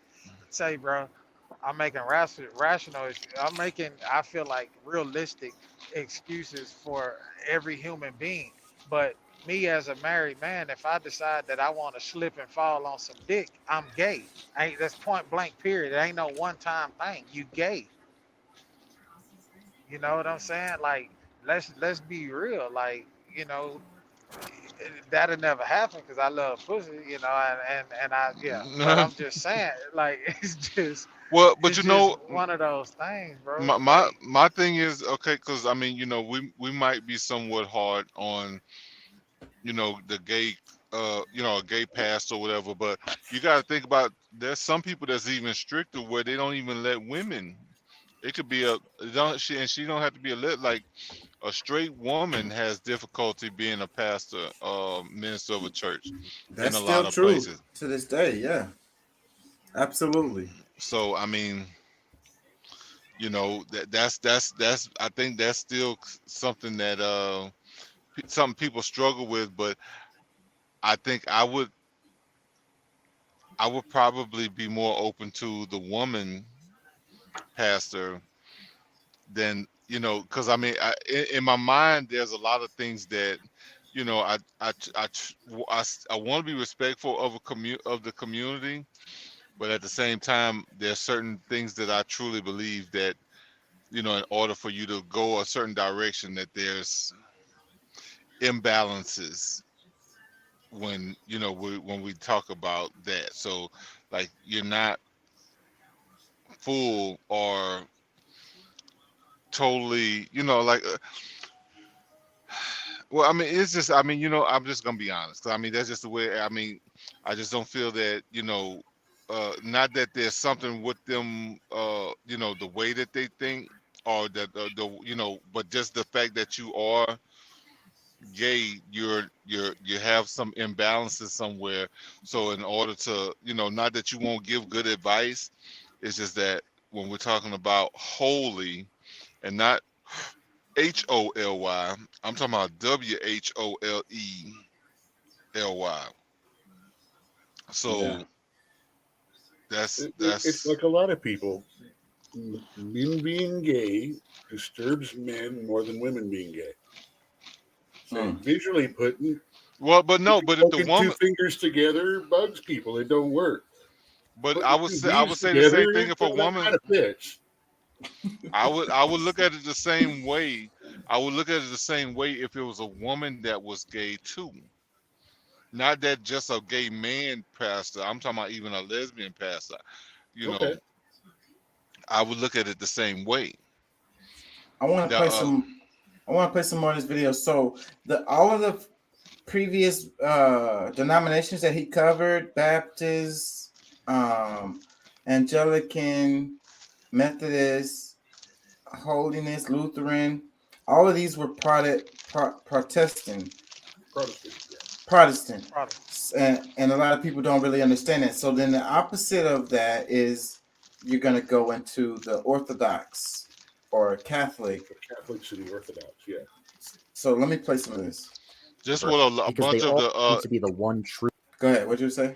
No, I was just gonna say that's what a lot of the converts, the people that were Islam, of Islam, and they converted to Christianity instead of going the full route of Catholicism. A lot of them became Protestants, and that was because like it was more of a, like I said, that scientific ideology. Because when you really Christianity and Islam really has a lot of similarities, but it just really depends on how you're teaching it, that where they can really meet up. But well, it's really about the state, because since way back in the day, it was like the Catholic Church and the state went together, and all of these Protestant denominations was like, we're not with that. We're not with the state and the church telling us how to worship and all of this stuff. So we're gonna do it our own way. But that's kind of like the Puritans that would come over here to create the United States or whatever, the colonies. Yes. But see, but that's the thing. Historically, like I said, a lot of those Protestants, those were some of the. They were deists, not necessarily. Well, that was the American. When we're talking about America, that's not worldwide. We're talking, America. Yeah, the people who started the country here were deists, but I'm speaking in general. I was just using that one as kind of an example. Yeah, because I mean, Christianity is like a deist doesn't look at one of those being any higher than the other. Like it's a deist basically says as long as you believe. Yeah. They tended the deists that started out our country tended to be Christian deists. You believe not necessarily just not necessarily in a Jesus, but you definitely believe in the same God, an Abrahamic God, basically, or something along that lines. Yeah. Okay. So it's weird. I'll settle with that, because unless you're one of the crazy Masons that still worship the Egyptians at that time. Well, a lot of because I mean, well, the reason why did they do that? I mean, that's like some of the things you have to kind of ask why and maybe dig into it. But you know, religion, of course, is a construct of a human construct, and some of the people who were at the heads, they all know that. So I mean, if you choose one, they were just like at one point, it's just like in order to be accepted into a society, you have to at least accept one. But it got to a point in time where Islam was somewhat demonized within the public, in the closed circle, the small circles of the elites. They understood that they were all the same and that this was something that was being used amongst the people. So Hmm. a deist is someone who really understands the aspects from if from all angles, really. They a lot of times they are Masons, and they understand the Islamic principles, which or they line up with Christian principles. It's just that the rituals and the you know certain things were different, but you had to at least have a master. So that was the main thing, where people allowed you to live without. If you didn't, instead of getting your head chopped off, you had to at least be able to identify with, some You have to form of, submit in yeah, some form. Let me play yeah. this. True church founded by Jesus and his apostles. And they think that the church assembled the Bible, so the Bible can't possibly have more authority than the church. The most famous of these churches are the Catholics.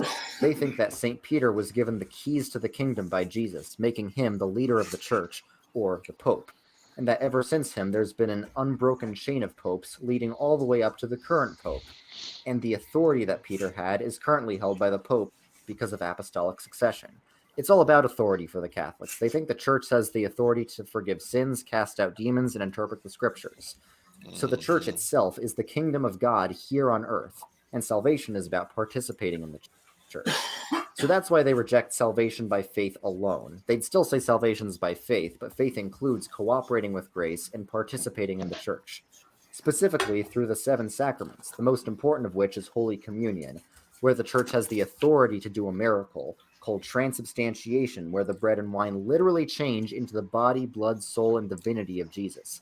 This is how we commune with Christ and all of his church on earth and in heaven.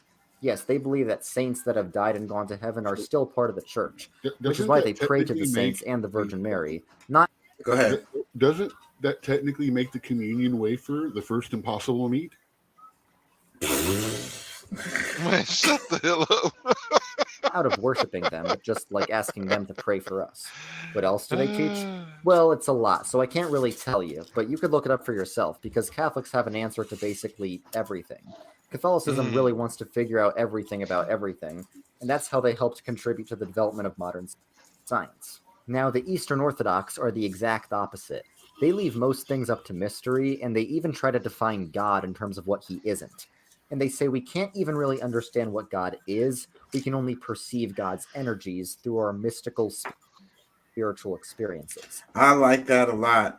And I also like where it said they try to define God and what he isn't. I like that a lot too. Let me play some more. The Eastern Orthodox also claim to be the one true church, but they had a big, nasty divorce with the Catholics about 1,000 years ago. It was about a lot of things, but the biggest one was about the Trinity. You see, all the churches I've already talked about have this model of the Trinity, where the Son is eternally begotten of the Father, and the Holy Spirit proceeds from the Father and the Son. But the Orthodox reject that the Holy Spirit proceeds from the Son, saying that the Holy Spirit only proceeds from the Father. Why? It's complicated, but the biggest reason is that it's not part of their tradition. And in Orthodoxy, tradition matters most. That's why all the trad people online often end up becoming Orthodox. So, how does salvation work? Now, the Orthodox reject Western ideas of original sin, and they don't like to talk in legal terms the way that the Catholics and Protestants do. So instead, they talk about theosis, where salvation is about oneness with God and uniting ourselves to God and sort of partaking in the divine nature itself. And that happens through the holy mysteries of the church. And there's another group of churches that claim to be the Orthodox churches. The Oriental Orthodox ones, these churches. You don't hear about them as much because they've spent most of their existence as islands of Christianity in a vast sea of Islam. And they're pretty similar to the Eastern Orthodox. So why have they been separate for almost 1600 years? Well, you see, the Eastern Orthodox, along with all the other churches we've already discussed, say Jesus has two natures, a fully human nature and a fully divine nature. The Oriental Orthodox say that Jesus has one nature that's fully human and fully divine. I know, it's completely different. Okay, so that's pretty much all of them. I think this video was really, really good. Really good. Y'all got any comments? And I'm gonna start going into the politics stuff. I'm good. So I mean, I don't know about the rest of the guy. I really like the Eastern Orthodox stuff. I like that stuff. Well, so that's the group that still kind of hangs on to some of the Buddhism and Hinduism that Jesus started talking when he came back from wandering from in the desert. The really old stuff. I think he went over to the East, learned a little bit of Eastern philosophy, a little Reiki healing and stuff like that. You know, a little the acupressure and things like that. He became a yogi. Yeah, and then came back over and then became the man that everybody's all like, "Ooh." Oh man, he smoked pot too now. He was the first Kwai Kwan Chang. Sorry, that's a old TV reference. Old TV show reference. I said that went over my head. Kung Fu back in the 70s and 80s. Okay. Hey, before we switch, David Carradine played the part. It was supposed to be Bruce Lee. Yeah. Go ahead, Deuce. What did you say? I was just gonna say before we switch gears, anybody that may be streaming or listening, whatever platform you're on, Twitch, Twitter, Instagram, Facebook, YouTube, please like and subscribe. Smash that subscribe button. If you have any thoughts on what we just covered, please send in your comments. We love your comments. We love to read your comments and answer back as many as we can. Thank you. Yes. Yes. Definitely like and commenting. Commenting helps us a lot to get brought up in the algorithm. Yeah. Yeah, and I want to hear what you have to say, you know, and any input on the show. If you hate it, love it, like it, it pisses you off, whatever. If we're stupid for thinking the way we do, hey, let us know. I'll be glad to cuss you out tomorrow. Do a whole show about it. For real. Yeah, so it's a couple of things. Lula da Silva, you know, the guy who's Brazil, and he went to jail and all that. But there's a reason why that they didn't want this guy out, and he's making waves. I wanted to talk about him yesterday. Let's see. Just hearing the stuff that he says, you understand why they freaking wanted to not let this guy out of prison. This one, let's say this. He says, how are we going to achieve peace in Ukraine, in Russia and Ukraine, if nobody is talking about peace? Everybody is talking about war. Everybody is talking about giving more weapons to Ukraine. To attack Russia or NATO or moving its border to the borders of Russia. So what are we looking for? Countries that want peace? China wants peace. Brazil wants peace. Indonesia wants peace. India wants peace. So we have to bring these countries together e fazer uma proposta de paz. and make a para a peace Rússia e para a proposal for Russia and Ukraine. Estou convencido que a União Europeia, I am convinced that the European Union, que sempre jogou papel which has always played an important role, importante, porque a União Europeia sempre foi because the European Union has always been a point of ponto equilibrium. de equilíbrio, né? Ela nunca It never participated directly in the conflicts. participava diretamente dos conflitos. Ela agora entrou diretamente no conflito. It has now entered directly into the conflict.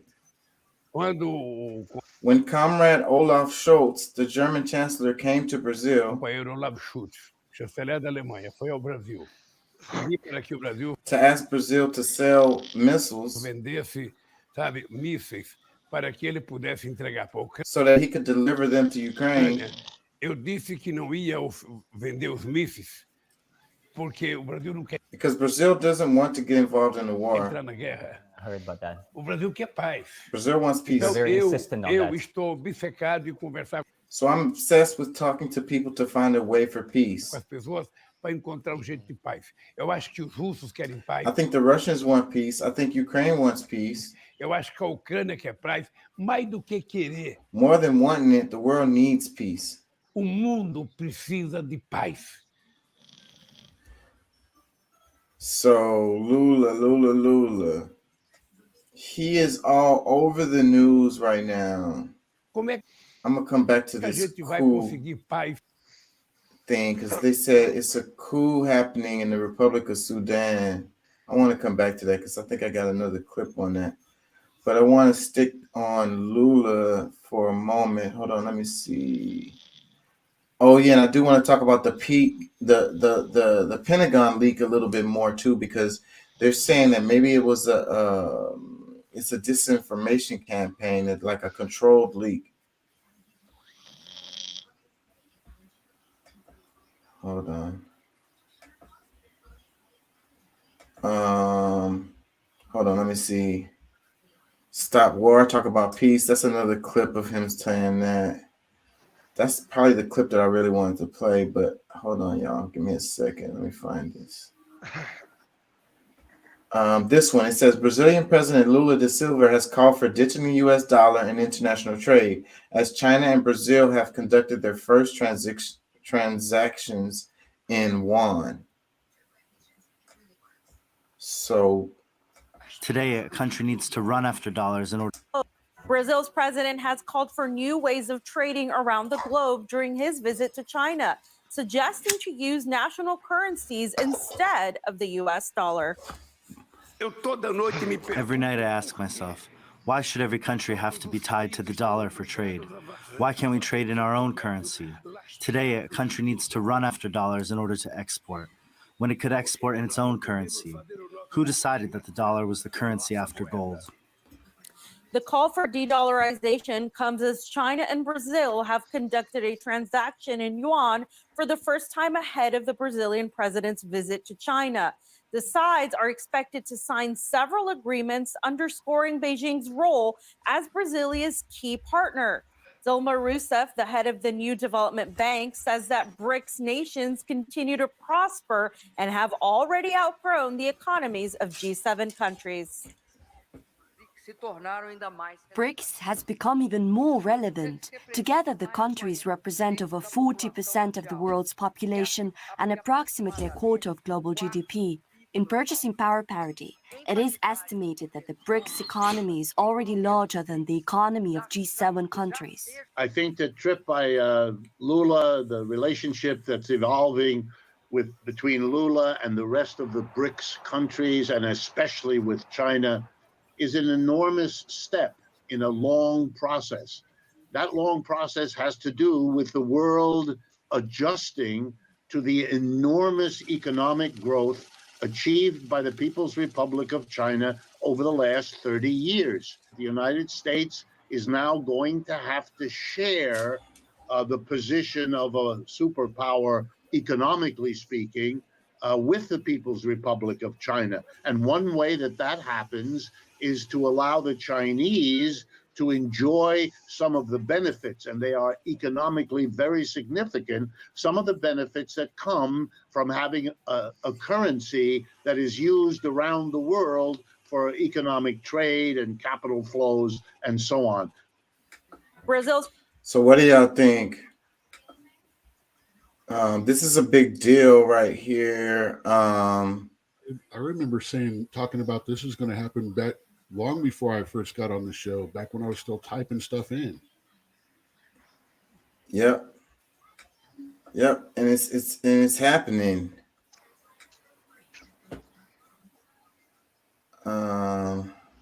So I didn't predict the Saudi Arabian one, but I did predict the Chinese currency would. I said everyone was worrying about Russia back then. I said we need to be watching China. Only reason Russia made their move is because freaking Biden's an idiot and invited Ukraine into NATO through a slip of lip, which he really wasn't supposed to have done in the first place.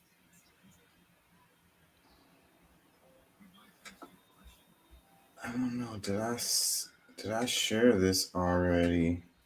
Hold on. Did I read any of this article in the other show? This one, am I sharing? Yeah, you sure? Okay, it says how Brazil and China are resisting the U.S. economic weapons of mass destruction. Today, Latin America is the weakest link in the imperialist chain, and the largest country in the region, Brazil, is challenging the U.S. economic weapon of mass destruction, the dollar, in cooperation with China. This is by Elias Khalil Jabbar, published 2 days ago. That's weird that it didn't say the date. It says immense changes are happening in the world today. This April, Brazilian President Lula da Silva took a historic trip to China. The two countries plan to de-dollarize their trade, directly challenging the hegemony of the U.S. currency. This is happening in the midst of many other profound developments. To understand the scope of these events, it's important to study history. Vo Nguyen Gia, commander of the guerrilla armies that defeated imperialism in Vietnam, was asked about the reason for his victory over what was called the most powerful army in the world. He answered that it was the intelligence, or rather lack thereof, of the U.S. generals. This same lack of intelligence had already led imperialism to its defeat in the Korean War from 1950 to 1953. But in 1991, the U.S. did claim victory in the Cold War against the Soviet Union, and many observers claim that this demonstrated that history was on the side of Washington. Let me read some more. Even then, however, there were a few exceptions who said the opposite, already pointing out the limits of power and the weaknesses of North American society. Among them was a prominent member of Chinese high leadership, Wang Huning, who wrote a book precisely about this in 1991 called America Against America. Beginning in the 1990s, the United States succeeded in exporting neoliberal financialization as the new standard of global accumulation. But today, that system is demonstrating its limits and taking capitalism itself to the brink of collapse while transforming the U.S. into an exporter of far-right policies. A series of disastrous political decisions taken in the last 20 years make this lack of U.S. intelligence clear. A series of massive and high costly military interventions put the U.S. in dead end, from the wars on Iraq and Afghanistan to the destruction of one of the most stable countries in Africa, Libya, from support from Islamist extremist militias in an attempt to overthrow Bashar al-Assad in Syria, to the expansion of NATO right up to Russia's borders. There were several other battlefronts where fingerprints of imperialism was clear as well, including coups in Honduras, Paraguay, Brazil, and Bolivia, and a coup attempt in Venezuela and Nicaragua. But in 2008, financial crisis and emergence of the alternative blocs around the world, especially the BRICS, made the U.S. double its bet in the attempt to impose what is essentially a fascist dictatorship on a global scale. These words are heavy with this. Who's writing this? This couldn't have came out of the U.S., any kind of U.S. stuff. This is somewhere in Latin America. It's a Muslim dude who wrote this, or Arabic guy. Let me see. Where did I stop? In terms of Brazil, our country was a laboratory for so-called fifth generation warfare. Wow, there goes Doc. There goes your term. This included a brutal information war supported by criminal organizations, the financing of paramilitary organizations, NGOs with dubious interests, and the co-option of sectors of the public service, primarily the judicial power. The intention of this hybrid war was clear: to destroy the popular project that was emerging with force since the victory of Lula da Silva and Dilma Rousseff. To do so, a large operation was sponsored by the U.S. Department of State and Justice with the goal of destroying our national industry, arresting Lula, weakening the BRICS, and removing Dilma from the leadership of the Brazilian state. Since the 2016 coup against Dilma, Brazil went through a process of self-destruction, one that Lula is now trying to stop. At the international level, since U.S. President Barack Obama, another movement was underway: the full transformation of the dollar into a weapon of mass destruction. Most egregious of all was the U.S. financial blockade suffered by Cuba, People's Korea, Iran, Venezuela, and other targets of imperialism. Today, about a third of the world's countries endure some form of illegal commercial or financial sanction by the United States. But there are limits to everything in life, including a power that was thought to be invincible. Imperialism has reached its limit by forcing Russia into a conflict in Ukraine and then trying to drive Russia out of the world. Through this use of aggressive financial sanctions and dollar asset freezes, nobody tries to oust a country the size of Russia with its immense natural industrial resources with impunity. It is in moments like these in history that one day can be worth more than decades of struggle. All of this was happening while China had already become the biggest trading partner of 140 countries, and while the Belt and Road Initiative was responsible for around 3,000 infrastructure projects in all corners of the world. The historical analogy is irresistible. It was precisely with the use of the dollar to finance works in Europe in the 1920s that the United States began the project of transforming its currency into an international reserve currency. Now the illegal freezing of Russian financial assets denominated in dollars has demonstrated an undeniable: the United States has never been a reliable country, and it's not motivated by concerns for democracy and human rights. Washington's urge to maintain total power in the world demands the complete destabilization of the international order. The conflict in Ukraine is one more expression of this process of world disorder sponsored by imperialism. As for Brazil, in 2018, then former President Lula da Silva was convicted and imprisoned in the labeled Jado operation as part of a legal warfare process that was later denounced as the biggest farce in the history of Brazilian justice system.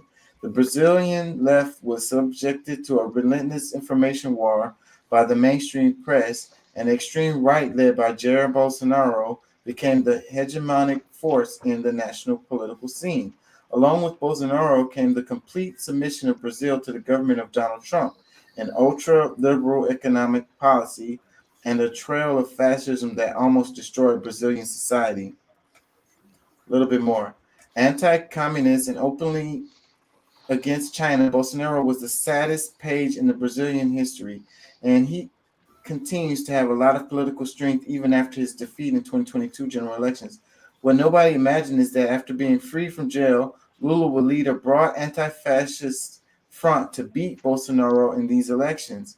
On the external front, Lula signaled the return of a foreign policy in favor of multipolarity, moving Brazil closer to China and the global south. This is a significant turn in the history of our country. The largest country in Latin America is once again ruled by progressive forces, but the price of the attacks on our country has been very high. Under Bolsonaro, Brazil quickly deindustrialized with its industrial capital destroyed. Around 100 million Brazilians live in a state of food insecurity, precarious work, and institutionalized hatred became part of our society. Oh, there's a lot more. I'm not going to read all of that.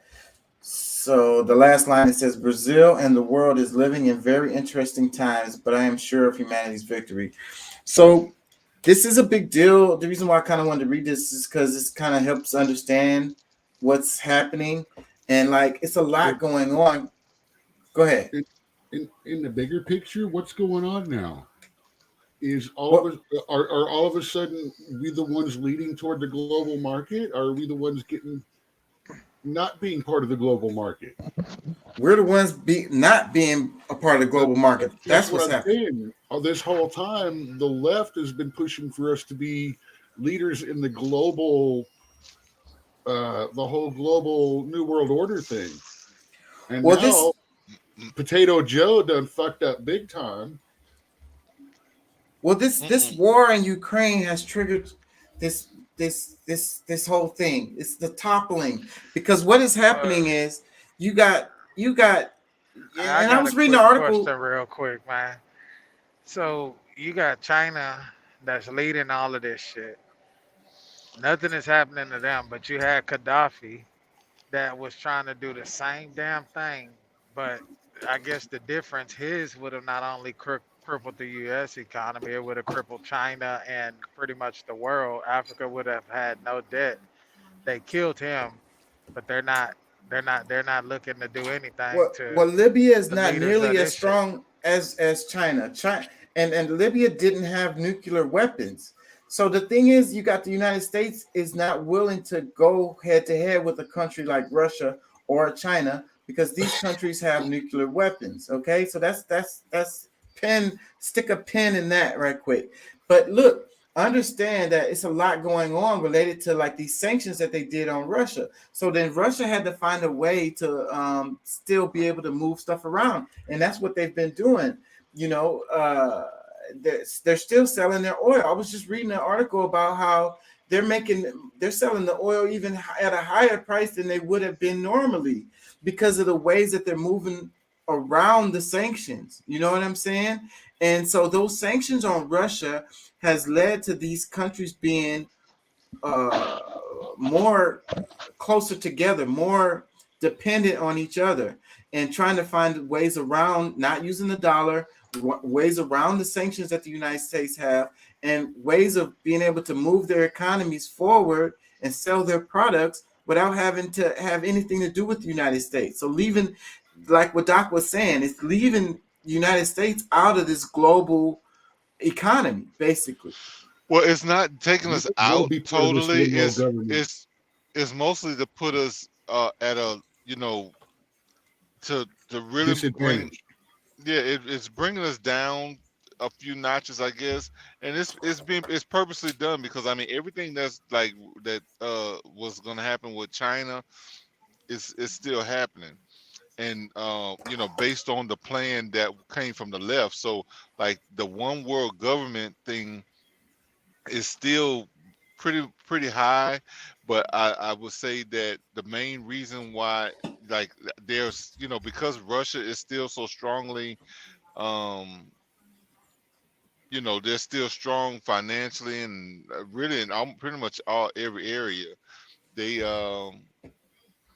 They're still for nationalism, you know, so I think who knows how long that part is going to last, because see, America's trying to switch that overnight. They wanted, you know, everybody to pretty much, because they knew if they could get Russia down, everybody else is going to fall right into play. China is playing chess as usual. That's why, like, they'll make the deal with Russia, but you know, once you get involved with them enough, it's gonna eventually, something's gonna change, and they'll still be at the head. I mean, so I don't know if because see, my whole thing was like, does the whole idea of nationalism have to you know, fall for them to have the global, you know, to run everything globally. So I don't know. It's still some stuff to still be seen, because I you know, I thought I understood it all the way fully based on, you know, the whole, you know, globalism versus nationalism. But hey, China was a part of that whole globalism thing. still probably most likely still is, highly a part of the WEF and the Well, WHO and China ultimately is a one world ruler. They'll tolerate like Russia just wants to be like their old empire again. Basically, they want the north part of Asia and Europe. They're fine with China having the rest of the world, and so is China. Why China? Why wouldn't China be? So, but then you got to think about how we got here. So while the United States was building all of these military bases all around the world, China was building roads and railroads and different kinds of infrastructures all around the world, like all through Africa. But they're occupying lands too. But that's it may not be totally, if you want to call it military. You but can put a military base up in 3 days. The roads take longer. If you build the roads first, you have the option of placing strategic bases anywhere that you've made those roads. The way China was going at this is just way smarter. Like they were thinking ahead, and they I'm have not the ability to move quickly among the country, which means they can have a rapid mobile force and defend or attack with half of the people at half of the cost needed because they've already built the major arteries. Well, I mean, if you think about the different ports that they've strategically purchased and own, whether it's Jamaica or or even making deals with Cuba, like you said, like all it takes is a shipment to one place and a base can be set up in a day, 2 days, 3 days. And they've been going at it in a different way as far as making friends, because they are helping, like the way that they were building these things was helping China was looking out for themselves. This is one thing I want to be clear. Is I'm not trying to say one person is good or bad, one country is good or bad, or one is whatever. No, they're doing the same thing. They're just being smart. Yeah, they're just going at it in a different way. That's what I'm trying to say. They're winning hearts and minds like we used to. So the United States was going at it in this "you better do what I say" type of attitude, and China was going at it like, "Hey, look, I'll build you a road or airport or something, like I'll help fund it, and so y'all can get some more products." Let us find this stuff, and we'll build roads so we can get the stuff to ports and make some of your villages connected and things like that. Well, see, a lot of the stuff that they're doing, it will benefit. They're claiming to be helping them, but it's more so to benefit themselves in the event that they do want to occupy their land, because it'll be more prepared for them to come in and use it without, and then they were actually loaning them money. It wasn't just like, oh, I'm just gonna build your road. No, this is a loan, and you can pay it back, or blah blah blah. So if you end up defaulting on your loan, guess what? Exactly.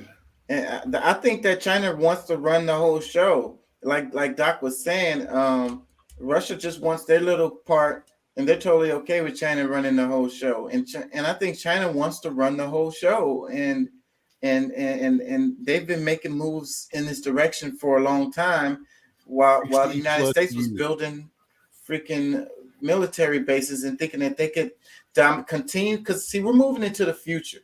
You know what I'm saying? This is end game. You can't. China started making this move. They had been waiting for somebody to come. China is old world, ancient world. They're the friggin' vampire, man. They had to be invited in. Nixon was praised for inviting China in and to get opening trade. That was what they had been waiting for. Permission. Yes. So and the bullets and the bombs, the military way of running things is not working anymore. Like you can't fight that way. Second generation war. We're past that. Third generation. Like he said, you saw that 5th generation war. Now I feel a little less psychotic because you've seen other people use it too. Yeah, so people smarter than me. My brain is starting to, because you've been saying this for the longest, but my brain is finally starting to like I was talking about fourth and take it fifth in. generation war back when we worked together. Let me play this. Is Marco The Rubio. bottom line is we're in a conflict, and I think we have to start talking about it that way. You know, a lot of time, most of the people are up here now don't remember. You know, I was very young, obviously, at the end of the Cold War, but it's been about 30 years since there was another superpower on the earth that was in conflict with the United States, and we are back in that place. And we need to stop pretending like that's not the case. Now, I hope it's never an armed conflict, but it's a conflict at every level you can imagine. Brazil, in our hemisphere, largest country in the Western Hemisphere south of us, cut a trade deal with China. They're going to, from now on, do trade in their own currencies, get right around the dollar.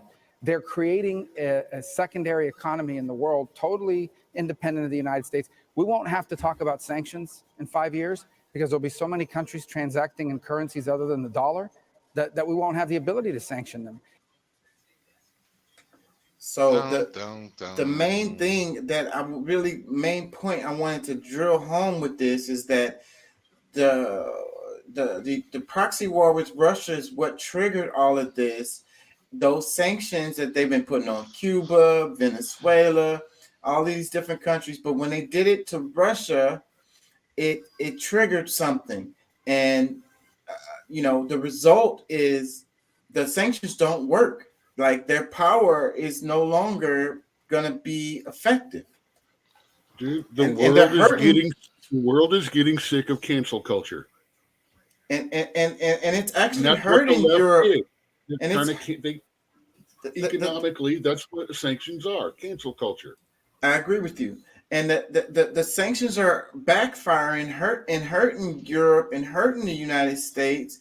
Meanwhile, Russia is still selling its oil. I saw this article about how the ways that they've been getting around. It's kind of complicated, but the way they've been getting around the sanctions is like genius. And they're selling their oil even higher than the price that they would have been selling it if it wasn't for the sanctions. Like they're it's crazy. I saw this article where they were talking about Ukraine is actually buying oil from Russia through these channels around the sanctions. It's hilarious. Listen, because I think that's one of the things that people not really realizing is that really like America is really trying to destabilize a lot of different they're like, at least from the appearance, the left is really trying to destroy America inside out and also affect other places in the world, because like I think they know that they don't have any leeway as far as really any really political power internationally. Like a bunch of them have been on the run for war crimes. So I mean, at some point, like a bunch of them really don't, they don't have a place in international law. As far as America is concerned, the leaders have run us into the ground, and this reset, it has to happen this way.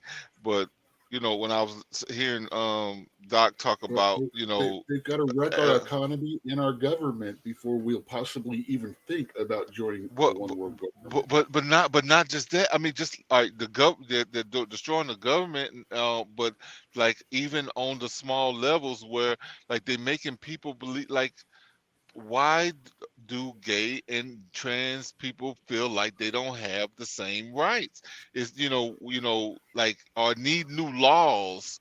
Really, there's everything that's built into the Constitution protects everybody, but all the confusion, all the infighting is just really just all these things are just piling on top to have us where we just become weak. By saying that, you're distracted. By saying that, you are a homophobe and a transphobe. If I said those same words 30 years ago about affirmative action and about new laws being made for the black community, then I'd be a racist. And regardless, it's still a distraction. All of those, we talk about affirmative action, we talk about trans rights. It's all distraction. Meanwhile, China is fucking. That's enough. No more adjectives needed. They are mid-stroke in front of the world. On our ass or on the They looking world's up at ass. themselves in the mirror, going, "Yeah." They focused while we're fighting about Well, who's using yeah, the bathroom. and Dude, I tell you. while the pandemic was going on, like where this was supposed to be weakening other countries and this, that, and the other, it weakened. It took the most life out of us than anywhere else.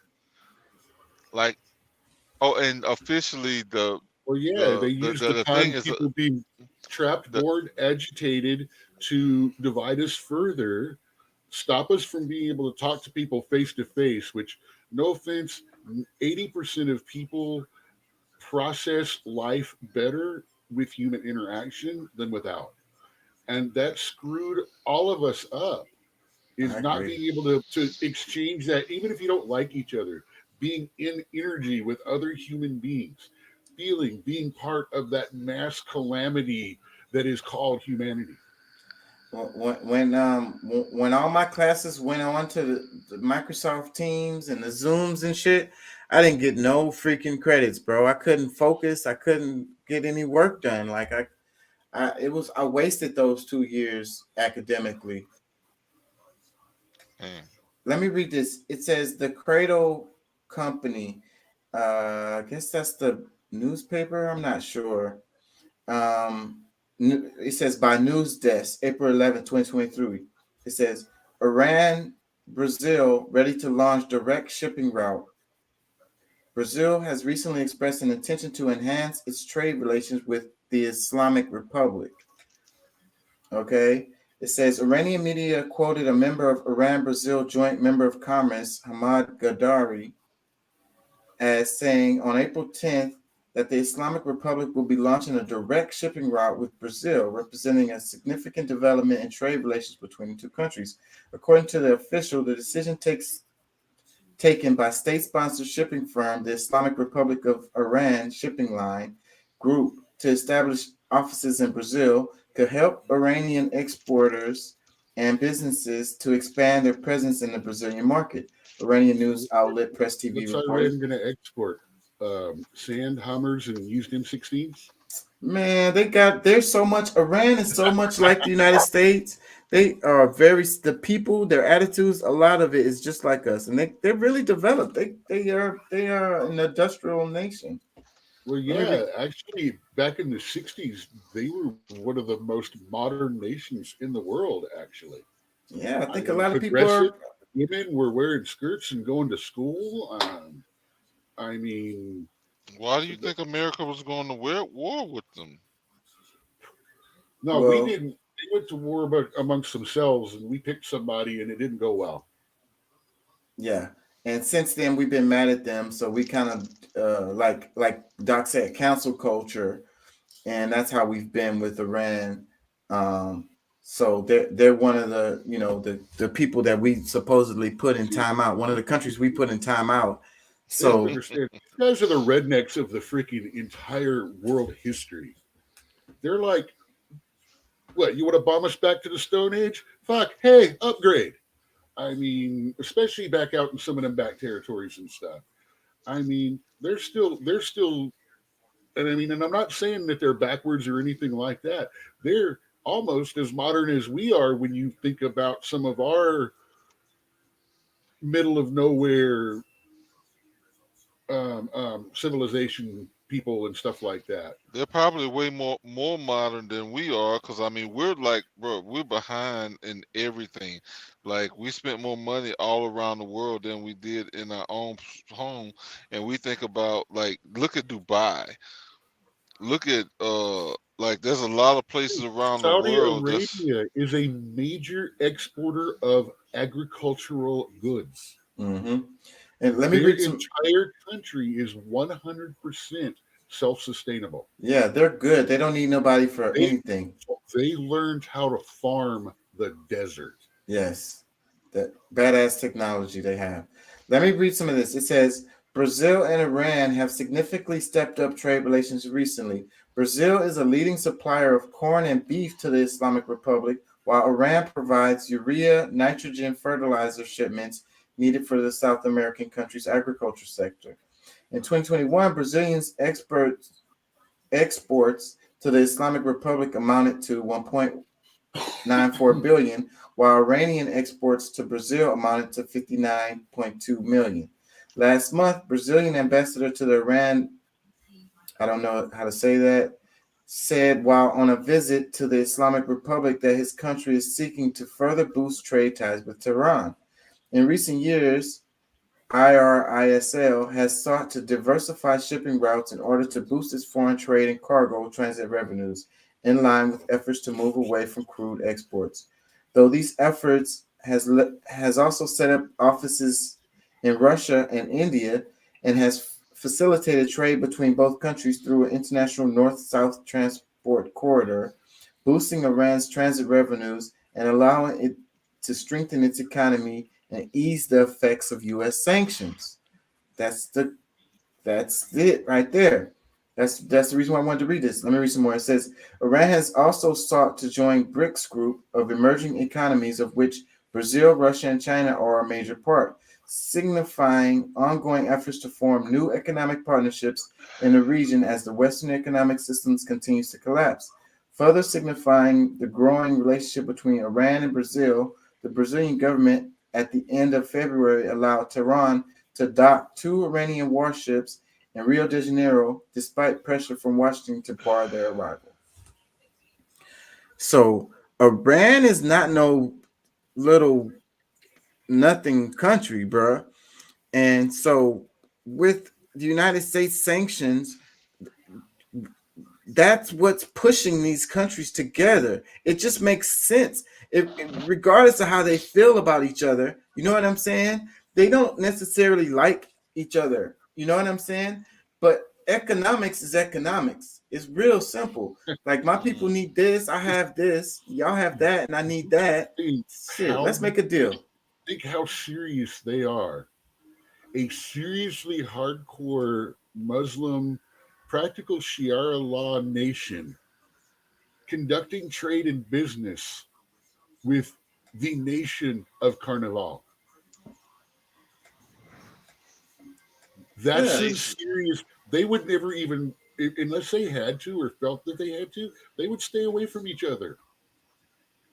Iran wouldn't want to, because their values as a people are completely at odds because of things like that.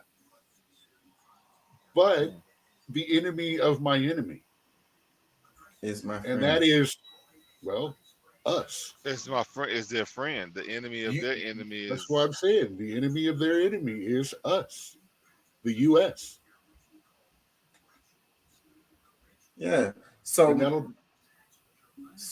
meanwhile, even beyond China building the roads and railroads and stuff, you know, China is also brokering peace over there. The war in Yemen is coming to an end. I think I covered a little bit about that, but it has to do with Saudi Arabia and what's the other country? What is the other country? Damn it, I can't think of what's the other country. But they, China brokered that peace deal, and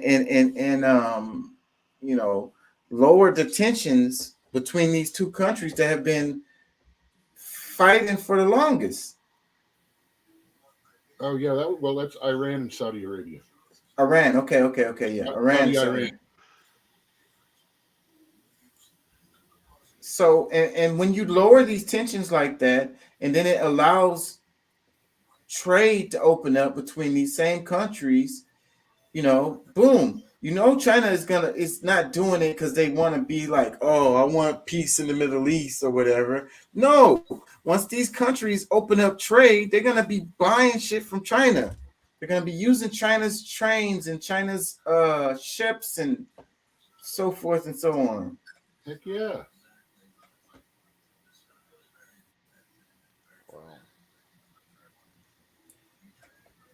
I'm just saying, I think this is a really big deal, and people should pay attention to what's happening. Most definitely. I think that they should also try to be involved in the monetary system. So, I mean, the U.S. is going to try to find ways to prevent people from interacting with other countries. So that's why it's important for you to be able to have some cryptocurrencies that's decentralized, maybe even have some stuff that's centralized because you can operate here on this, in this land, and And remember, 45 was a racist xenophobe. was he? That's what they Well, said. that's what everybody said when he was saying this stuff 6 years ago. Yeah. Yeah. Before the China virus. Yeah. Well, no, I never He saw laid that on a what. little thick. But still, yeah, he'd been telling people make friends with Russia and cut China out. He's been saying that for 20 plus years now. And we went in the opposite direction, and it has pushed these countries together. So that's the focus. That I really want to hammer home is that damn it, I lost what I was going to say, but it's like, divide and conquer. We was talking about that last night in the show. So, and that was the strategy of the United States, keeping these countries kind of isolated and fighting against each other, and their tactics against their own people. So, but the sanctions led to the opposite result. They wanted to divide these countries and have them fighting or whatever, but these sanctions put these countries in a position where they have to work with each other to eat. You know what I'm saying? So I don't think that the United States was thinking long term, or the policy of whoever was making these decisions wasn't thinking like, I think okay, that's smarter than what you think, bro. This shit was all a plot, all a ploy. Think about all of the money that Americans have invested in China. All of these top government officials, how much money they have invested in China. This shit was a plot. That's why they went against Donald Trump so heavily. And what he was speaking, how he was speaking about, us banding together with Russia and things of that nature, because that would totally go against what these leftist motherfuckers got going on. Well, and that's the part that I was going. Yeah, that's the part I wanted to speak on, because, like, it's more. I think they actually knew exactly what they were doing, using the left, because I truly believe that, like, as far as the high up elites on the left don't care about America. They actually probably more so hate America themselves than or more, like, willing to be paid off. Because I mean, just look, there's no reason for us to be in as deep a debt as we are in, and our infrastructure is crap. Like, everything that about our country is subpar, and we've been the richest country for. Hey, Pat, let me ask you this here, man. I know I cut you off, but let me ask you this here. If this shit wasn't a plot for China to be on top, then why did America invest so much into making sure that China did capitalism on a far more better level than we have ever done it? Look at the tools that they gave China to win as it pertains to capitalism, and how China has took and flipped that shit all over the world, bro. But some of what y'all saying don't make sense, and I don't like when you say, like, oh, it was the left who was the ones who. But that don't make sense to me. And then the other part is, who benefits from this? Like, how would they, if it's a plot, Deuce? They benefit what is their greatly benefit? from. Their benefit is the greed, the money, the power. They continue to reign in power. They continue to keep their wealth. They're not losing. Everybody that's beneath them. They losing, bro. No, listen, we was just saying the United States is getting cut out of the global economy. That's what this whole segment is about. On top of not losing, Chaka, you can't be that fucking so far up the left ass to realize that they're not fucking losing. They're not hurting, bro. A 99% lot of Why a, you think a, that's a so lot of nonchalant a lot of them about are going everything? into retirement because of what they're doing now. But we got to think about it. It's the people who's suffering, That's what and I'm that's the saying. thing. Whether But you on the listen, left or the right, you over here in the States and you getting cut out of the global economy, you losing. listen. Well, But that's 99% the But but you're that's not. I the See, think your that's are. the angle in, with your question, your but angles that's the with your intent. question is not. It's not. You got to realize your questions that you throw out there, and then when it get heated, you switch. Like that. That is fucking. That's propaganda like a motherfucker. You work for the news media, nigga. I'm just saying. Because when we give you Listen, the answer and then you come back, it's totally different than the question that you threw out there, but which no, is but that's very fine fucking for. confusing. But you know You what? That's motherfucker. that part is fine with me because okay, if we're gonna look at it from different angles, let's do that. But just think about it. I mean, the people who are in charge are not losing. Is they're setting it up for the people to lose because guess what? We're the ones around the world that has the most freedom. They want to chop us down a few notches so that at some point we'll be the ones begging and pleading people to give us something. And I can't disagree with that what you're saying, but who in the United States would be, wanting that? You know what I'm The saying? elite, the people on top, the people who are already elites, the elitists of this country, this paradigm over here, they're the ones that's benefiting from the failure of the people. So the elites are the left? The majority of them on the left and with the leftist ideas, But regardless of what, because it's regardless no of what they secret. are in the Even you have said it, Chaka, because yourself, that they control the money. You have The said listen, left, that the shit. I left can go back and play has your been videos. because being on the promoting me a me global left has been promoting the global government for quite a while, I yeah, think y'all have to going clear. back all the way to because I think you have to clear those terms up. I would agree with that if you say neoliberals, the well see that's neoliberals, but I okay. wouldn't call them the left. That's where y'all lose me Why? because Because it's not. regard Neoliberals are not the left. Real simple. why they not the left? Because they not. It's real simple. They don't fall in that. What would be considered the left is not neoliberalism.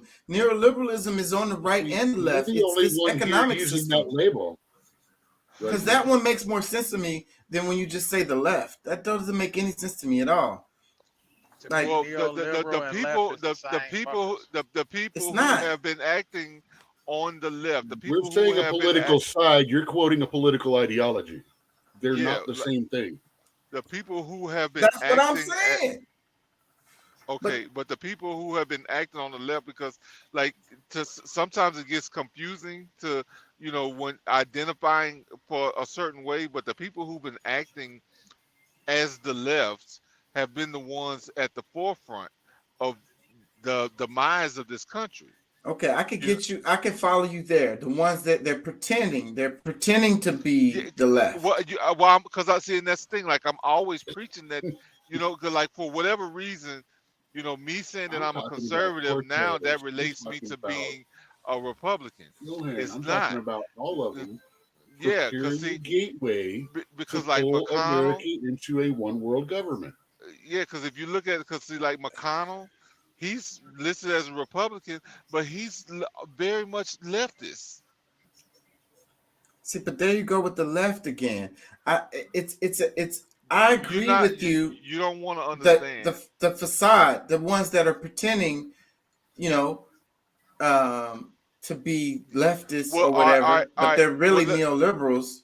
okay, I can follow you there. I can get okay. with you on that. You can call them But but neoliberals, but but if I'm talking about as far as like United States, as far as me distinctively pointing out McConnell is he's a I guess he would be a rhino, what some people would consider a rhino, because he's not really on the you know the what we consider the right Republican issue. Like he's a Republican in name only. He's not he follows the Democrats on most things that they're doing because he follows the money. And I wouldn't So consider the Democrats left.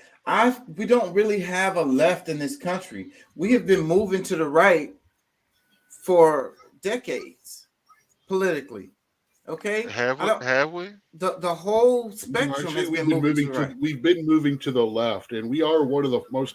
Our leftists, That's what our I hardcore leftists, are moderates in a lot of places around the world. So then that you're saying the same thing I'm saying. That's No, what I'm not. Look, you're trying to label neoliberalism into this conversation where it doesn't have it in the conversation that we were having. We're not talking about eliminating price controls. We're not talking about deregulating markets. We're not talking about trade barriers and shit. We're talking about the preparation of the United States psychologically, socially, to become part of the New World Order, one world government. And Those I are don't two disagree. different conversations. I don't disagree with you All on right, that part. what party do you think lines up the most with fascist ideas? Uh, Ideals the right, actions the left. Say what? Ideals, by the technical definition of the word, the right. But by the practice, the authoritarianism part of fascism, the left is far more authoritarianism. Well, that's what I asked you. What Because party? they integrate My politics question. and social on the same level. My question was, what party? This actual party that these people that we've been experiencing. What the people of what party is more fascist? Is my question. He just answered it. No, he said, but no, he's but see, We have but to no. agree on the definition of fascism. Well, no, I see multiple definitions of it. I don't see just one.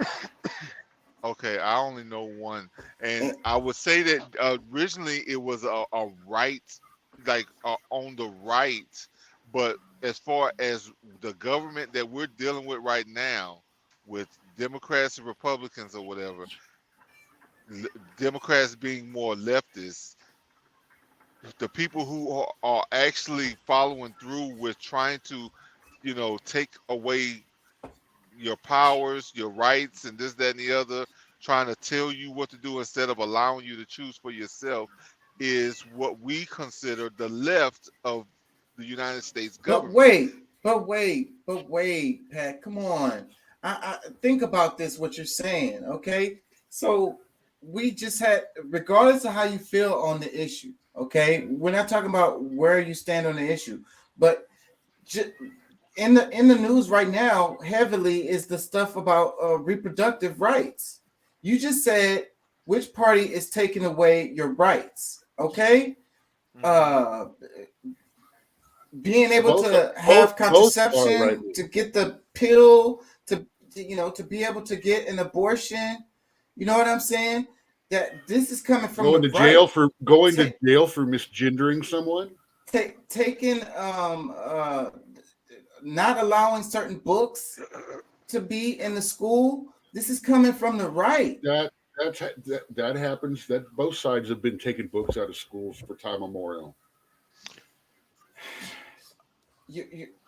They used to ban the books. Now they're just removing them. See, I think the way that you see, because I mean, by the, there's people that's trying to step on other people's toes with laws that they're supposedly creating for themselves, is actually stepping on the rights of other people, making you like who is like, these people are actually trying to make you a criminal if you decide that you don't want to date them. If you don't want to date them, you're that's gonna be considered a crime if they have it the way they want it. Well, they actually making it a crime for you to be able to get an abortion. That's controlling others. Like where in conservatism is it where you Well, are trying okay. to tell other people These- what to those do are with not- their those are- life look, those in are their different personal issues, life? too. Something you got to understand about the abortion issue is some people say all you are doing is fighting for the right to kill another life. You are championing the death of someone who doesn't even have the potential to live. So that's why that's why that's a delicate argument. I'm one of the people, I do not agree with abortion and stuff like that, but I agree with the Roe versus Wade decision. So this Enough is what I'm time to think about it, measure the consequences to your life before it becomes bad. and so regardless of where you I don't fall have on to the like it. issue of being pro-life or pro-choice, if you are making a decision Well, for other people, then that's Okay, not you're saying- conservative. That's not Please being say conservative. pro-death. Why are you saying That is. pro-life and pro-choice? It's pro-life and pro-death. Schematics. That's No, that's it's not. semantics. You're arguing that because you don't want to say the harsh word of what there is happening. That's beside the point. You have- What I'm trying you to have say to is accept it what it is for what it is that's before beside the you can point. start making. Okay, actually- well, all right, hold on. That's going Let- back let- to your all right, belief all right, about so- where you stand on the issue. I'm not saying put apart where you stand on the issue. Take that out, I and am. then now, All right, so and all right, now what's the look at point? it. But It's- you're not. The point is what how is that being conservative if you're telling other people what to do with their bodies or whatever the hell? How is that fall into conservatism? when you How is are- it not?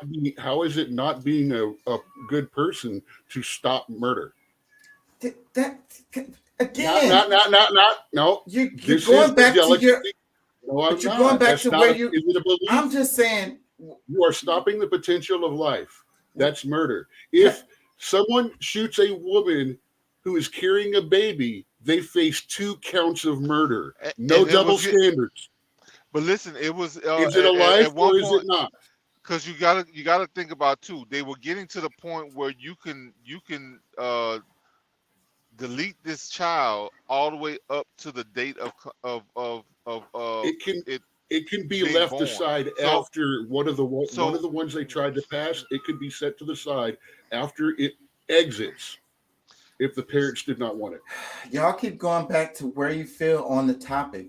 I'm trying I to know, get y'all to I'm- look at the philosophical point of what we're talking about here is conservatism versus liberalism, you know, in its And basic we're saying understanding. You're using the very worst possible subject to This argue subject might be because not it a good has subject. to be defined what life is and isn't in this case. But no, it's the not- point it's not is about- what Pat When is was it- saying. When is it? Well, When is it the termination of something unwanted or the beginning of a life? Well, you brought up you the keep chocolate. going You back to brought- that. You brought up the You're the whole one that idea can't about- handle it being pro-choice or pro-death. That's you not what I'm brought- talking about That's, here.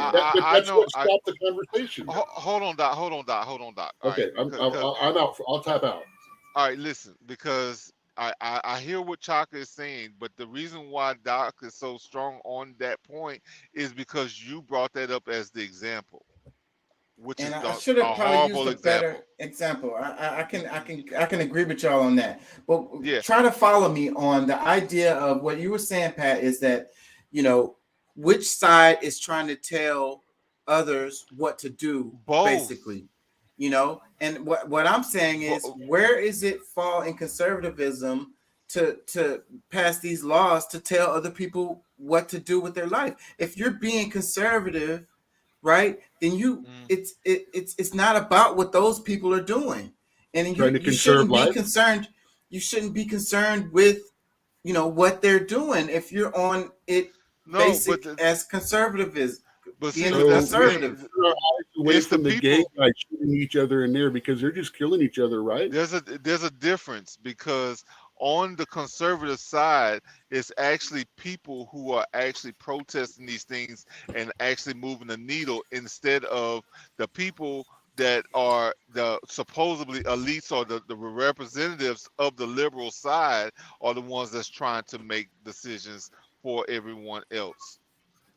So there's slight difference because it just so happens to be that in most cases the conservatives are winning more because it's actually of the people, and it's not just the people that's holding titles and offices. You know what I'm saying? That's pushing certain narratives and agendas. That's And where that's where a lot of it is different. You know what? Yeah, the one thing you are right. This is a very good one to explain. The right and the left both force people Yeah, they do. because in this issue, the right wants to shut down killing babies, and on Conserving life, the left side wants to liberally kill conserve people. the body autonomy of not having to carry Well, this life. so I don't know. I'm trying to avoid saying. I'm trying to avoid saying deal with the repercussions of their actions, but but that doesn't it's quite fit. it's about control is what we're talking about, right? It's like a lot of controlling it is. Yes. other people and what they're doing. So Hmm. And from the left, you can also argue all they're trying to do is make sure that more taxpayers get bread because it's a push now because our population was dropping because people weren't having as many but kids. I'm just talking about the basic argument of being a conservative and um, freedoms, rights, you know, and not wanting to someone else to trample on my freedoms and rights, Well, right? So, th- but th- if you are making laws to tell other people what to do, then you're doing exactly the opposite of what you're well, supposed to listen. be believing in. That's Well, the there's a point I'm trying to get at. okay. I hear what you're saying, but there's a certain part because see, the whole idea of government is based on laws and what's right and what's wrong. And the thing that I think that a lot of us is missing is that there is a line that you can cross. So when you go freely to just go and do anything, like at some point you're gonna say that, oh, okay, you know what, murder is okay. You know, as long as you do it on a Tuesday at 2:30, and between 2 and 4 o'clock, you know, it's cool. So Once like a year for 12 the, hours between But sundown but and sunrise, but we'll here have the but here my purge. argument though. How is whatever that person doing affecting your rights and your privileges? You get what I'm saying? well, It you doesn't. you're speaking mostly still on the abortion issue It, because it's everything because I mean us as Yeah, Americans is still one body. Like, you know, we're a bunch of individuals, but we're still one body. What affects you does affect me. And I argue both sides of this issue. So yeah, me too. I mean, because I look, to some extent, I feel like, especially with the way that the promiscuity goes around, like maybe every child should not appear here. But at the same time, I think there should be like our population is diminishing, and if you haven't already known, like I mean, it's gonna be where more, you know, we're gonna have to have more immigration come along because we're not producing people, and then not a lot, not just that we're not producing enough people, healthy, strong, and uh, you know, I guess sound thinking individuals. and I really don't disagree with y'all. And I don't like warning labels abortion. off shit. But my point is that I think that there's a mind fuck going on in the politics related to conservatism, related to talking about my rights and my freedoms. But I'm what you was saying about how did y'all It's put just it? If once your privileges step on mine or whatever, what well, you're I'm right. kind of Yeah, tired you know, now. your rights your Where rights end where mine begin. Right. So if that's who's going to if we speak for the rights of the unborn child? Where do their rights begin? They don't ever get any rights. They're deleted. But on Their the humanity, basic, their potential, And there's everything a karma deleted. that comes along with that as it's well. not just And the thing is, it's, I'll tell you, the real problem people have with the deletion of deletion of free children, putting it that way, is very simply that it became common. I It was really wish I supposed to be hadn't rare. used the It was supposed abortion. to be. It was supposed to be a horrific choice that you only made in the most dire of circumstances when it was needed, and now it has become contraception. I really wish I hadn't used the abortion as an example, because it's diluting what I'm trying to say Well, with this. no, because you didn't think it was going to turn out this way. Well, no, it's just because this is what is in the politics, so that was Something that does not fresh have a on my hard brain. right or left line. Okay. You have something that is. You have Can something we that think of there's another? something right between there. So much between there Well, that you're not going to get the sides to ever agree. Yeah, Well, well, listen. forget about the abortion. Think about the basic of what I'm trying to say. Conservatism against liberalism, is that the actual like So what the we're law in comparing? California Because- where you can go to jail if you misgender someone. How is that a liberal law? Now, I'm trying mind to- you, this got shot down really hardcore when it got to the Supreme Court. Listen, Those trying are to the hear- laws that are coming up from the left that we're All right, Trying to because see, you're looking at the side where conservatives, Republicans, whatever, are the ones that's taking away people's rights. yes, But the left, like, because it's really both are either the Democrats are doing the same thing, but in a different way. okay, we're together So on that. there's no delusion. It's just really where because I mean you have more stances that lean more to the left. That's okay. And I have more stance because I mean I'm a business owner. I think that lower taxes. I mean really lower taxes helps everybody. But for me, it affects me.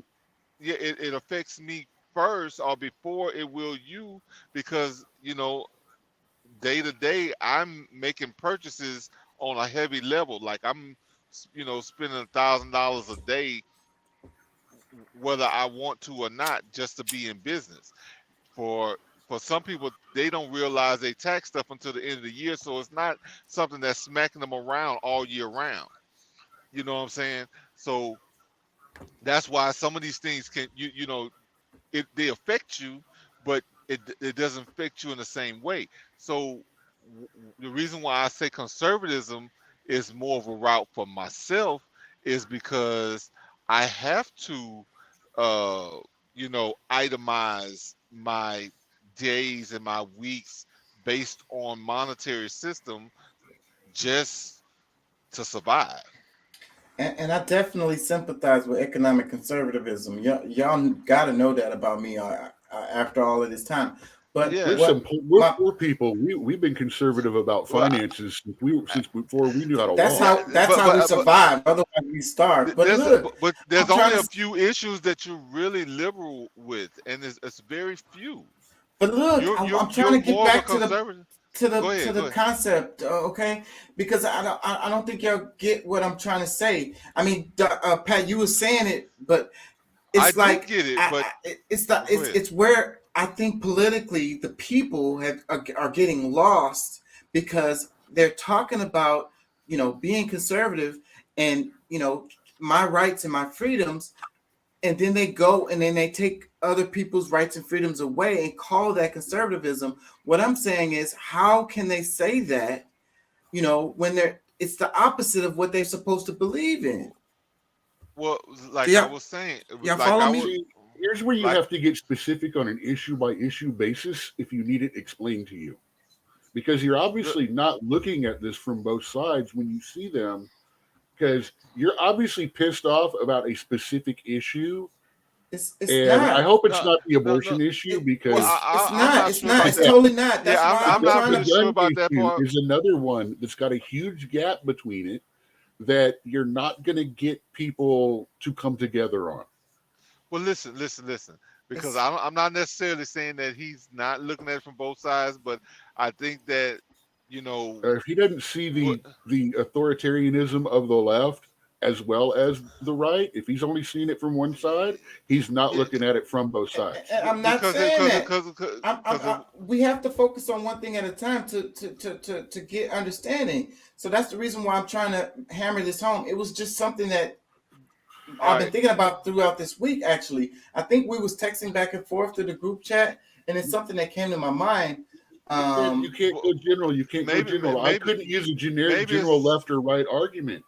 Be more maybe it's specific when delusional you on say both they're doing sides. that. Well, if Maybe right there's a now I sense can't of think of it. But if y'all can come up with a topic, listen.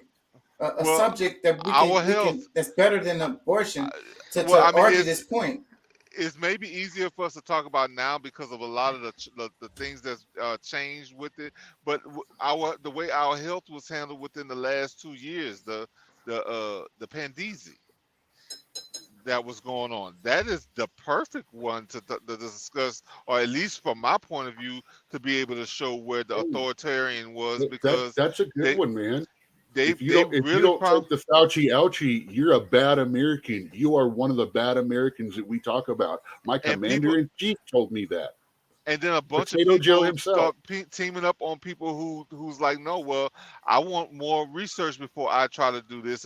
Oh, well, no, you know, like you know, You're a if you denier. if you don't take it, you're hurting me and my family, and you know all these different things that try to demonize you because you are, you know, consider yourself, you know, to have some sovereignty of your own body and spirit, soul and spirit or whatever, that you can't decide for yourself. They're telling you, oh no, if you don't do this, you know, all these, you know, they were actually giving threats of what, you know, would happen to you, but then they couldn't do it. Like they try to fire you from your job, they try to you know, get all of these, you know, all of these different things that were they listed. They gave you the demands, and if you don't follow through with it, this is what's going to happen to you. And then some people actually had to go through losing their job, but then on the other side, because of the standards we have set for ourselves as a government, as a group of people on this planet, that the laws show that us, you know, who, you know, it's for everyone, but it protects those when you know what I'm saying, people get emotional, and you know there's no, you know, there's the more studies that's coming out now showing that you if you did take it, you know, hey, you know, be careful, your immune system is weaker than someone who didn't take it. You know what I'm saying? So I think that on that, and the push came mostly from, I'm gonna say Democrats. So I don't know. I don't know how to identify them. Are they left or what? Like what? Or, you know what I'm saying? Are Democrats considered more right now, on the right side of the? Like I Well, don't know, but that's who it was being pushed by. no, for American purposes, I was just saying, you know, knowing left, right in the world, our Democrats are like our far left crazies are like the Centrist. they're the left that you can actually talk to and deal with, like in England and New Zealand and Australia. Okay. That's how bad it is. Yeah, we are a conservative country in general, but we have moved in I'm sorry, since the 80s we have moved. My issue, my belief in a lot of things has been pretty much the same, but I've watched the party move to where I went from mostly Democrat to a JFK Democrat, you know, 59-41 or 49-51, to I'm leaning 60-70% more toward the right now, and it gets worse And that's the the more same of for this me. social insanity that's going on, and all of these. I mean, crap. I remember back in my day, these blue-haired nose ring transgender thing, we called them emos back then, and all they suffered for the rest of their life was maybe a bad haircut and some pictures, maybe some scars from a nose ring or a bad jail tattoo, and a taste in bad music.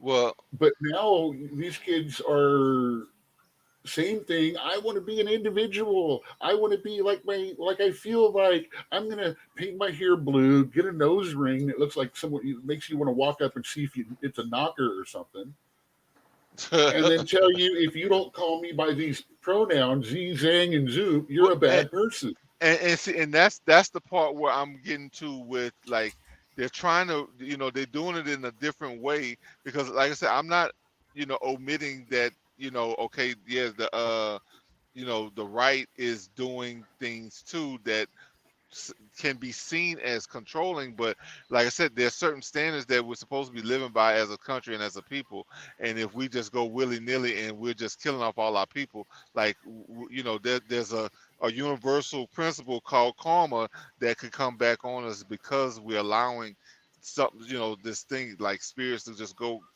like, not even allowing them to get here, and they God is sending us spirits, new souls, and we're just sending them right back. No, God, we don't want that. Nope, no, you just take it back.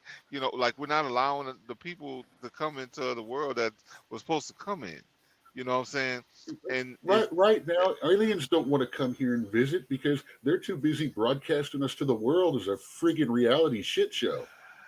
Well, I guess. I mean, we're the Jersey Shore of the universe right now. Or Jackass, I'm not sure. Maybe a little of both. All of it. I mean, we are, like, I mean, this is where it's prevalent at, that soap opera, lifestyle, like, all of those different things are happening all at once. And that's the insanity of it, really. Like, we don't even see it anymore as a whole because we're so used to it and have made it normal. Because, I mean, the normals, what we consider normal, keeps changing, every so many years, just because, we allow too many things to just be, when that's not the way life is. We can fight on one end on something that is, like, very similar, like we're talking about, homeless people, or, children that's hungry, and how they're treated or whatever, or not, or not treated. But then, we can be totally callous to a child that you haven't carried yet. It's only this one person that has been in their stomach, and then, because of how the society works, they're too afraid to even bring the child into the world now. Like, and it's a societal thing, and we have to do certain things to correct it. So, to be conservative, I think this is a good day to bring kids into the world. And I don't care what people want to say. When is it better a time to raise a dragon slayer than in a day where dragons have come back to the world? I know that sounds weird. They should be here before and being ready to be able to take on that They're type here, of. Man. They're spiritual. They're there. They're coming out. And a lot of those kids that was blocked, I mean, I don't know, like, based on the time that we're living in, like what they're calling star seeds, bro. Like, I mean, these are supposed to be, like, remarkable people that's coming into the world now, like, rejuvenating and, like, actually coming to be prepared to save the world. December 2012, we entered the new age. The spiritual center moved from the Tibetan Mountains to the Andes. The world is in a new age. It's time for, the heroes and the monsters to come back, to show themselves. And look how fast it's happened since that time, just in the last 10 years. Yeah, it's been a quickening for real. I mean, the world is not adjusted to the change in the spiritual center. And I think that's a part of, too, what's some of the problems for us to deal with, especially in this country, because, we are, we are the most freest people, but we're also the most imprisoned, and I mean of the mind. The most Not necessarily. knowledgeable, but the most confused. Yeah. Heck, the most learned and the most ignorant. Well, and I that's Starting to I sound like like the way Dr. you put. Seuss. Yeah, I kind of like the way you're putting that, because I mean, like even like our children are suffering from not being them not learning enough in school, but but they're also being raised by idiots and assholes. I ain't gonna lie, I'm like tired. I probably got like 4 hours of sleep last night, and then I had to work all day. That's probably why I couldn't get my damn point across. But let's cover a No, couple of stories. your point got across, bro. Like you, you didn't really like our answers mostly, but I think that you know, But there's did there's y'all there, you understand what can I look. was trying to say? I do. I think Doc does too. It's just that, because of the way we see the world, that there's examples that we use or we see that you don't yet, because you're not on the same, you don't have the same outlook on Right that now, what's subject. going on with the conservatives is give an inch, take a mile. They gave an inch. They really kind of let all this progressive ideas, gender, all that start to pop up. They let it play out for a while, and they started seeing how bad it was turning. I'm And not saying now that you're they're wrong. making authoritarian laws, trying to protect it. They seem to be going way overboard, but when those laws get pulled back and No, compromised, they're going to be further to the right than they were. And that's why they're trying to do it. It's the pushback. The laws have been pushed hardcore to the left lately, especially social laws and things like that. but What is and isn't allowed. So they're trying to fight this back.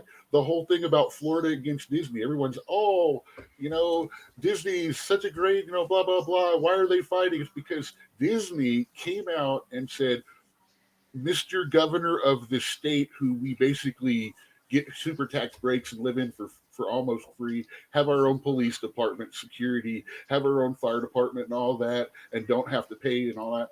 And we're going to say we will not allow that to happen in this state. A corporation said they're going to step in and make sure something doesn't happen in local politics. That's why the mayor of Florida. That's why the guy went after Disney. yeah. But listen, what about the whole idea of being a woman? Like, it's such a conflict. Like, you know, because Doc kind of said it with the misgendering, but like just the idea that they're trying to take something that's been proven through science to be now uh, just something that you can it's now debatable what a woman is. No, it is definitely not debatable. It may be extremely difficult to just place specifically in words, but it is definitely not debatable. Well, yeah, I mean, because see, I mean, indoor plumbing is the start. And global warming. Look, the whole idea, like the theory of global warming, bro. Oh, it was freezing back in my day. It's still freezing, like, bro. It's insane. What was it? Science is able. The ability to ignore science has become more prevalent, and to make up new science is okay now. Like, they've been getting away with this since the early '90s. I know for sure with with the global warming. You know what I'm saying? They've been working on different things with the the LGBT community, which like most of them, I don't think, like, I mean, it's mostly the trans that's trying to overdo it, and it's those white guys trying to get most, because I mean, you see every now and then a few women that might want to be a guy, or play the role of a guy, but there's more, for whatever reason, more guys that's trying to manipulate that system, fighting, beating up girls you know, because they the can't beat up a man themselves. You know, the they girls want trying to be guys, they don't get their panties in a bunch. The guys that are trying to be girls, they get their panties in a bunch because there's so much in there, you know? It's the well, I extra guess package that knocks those panties up, man. Let's well, cover a couple of topics because we'll go in a circle on that topic. no, Let me okay, that's fine. yeah. You running the show. Let's play this. City police say someone It inside. says a black teen boy to pick up his sibling, but accidentally went to the wrong house. The owner of the home shot the kid in the head, then shot him again once he was down. The neighbors won't speak. They take care of each other. Let me play this. City police say someone inside a Northland home shot a teen in error after the boy drove to the wrong address to pick up younger siblings. Good evening. I'm Shannon Russo. I'm Kevin Barry. That teen was supposed to go to a home on Northwest 115th Terrace. Instead, he went to a home one block over on Northeast 115th Street. Clay County Prosecutor's Office says that they have not received any criminal referral, but this is still a very active investigation, with police telling us that this teen is. Come on. In the hospital with injuries that are considered to be life-threatening. At the home where neighbors say it happened, a man vacuums the front steps after replacing a glass door. Fox 4 asked what happened. I guess you'll have to check with other authorities. Well, you know the quote, suspect was brought to headquarters to give a statement. Older visitors also did not answer questions. Do you know any details about it? Yeah, but I'm not at liberty to give that out, man. You know that. Why not? Well, you're a friend. Yeah, he's my buddy, man, and I love him to death. Is he an older guy? It's not this guy, right? No, come on, man. We all take care of one another, you know? Yeah. So. Y'all, there was nothing that was an error about that shooting. My nephew rang the doorbell. He opened up the door. He shot him in the head and said, "Don't come back here again." When he fell down, he shot him again. That is not an error.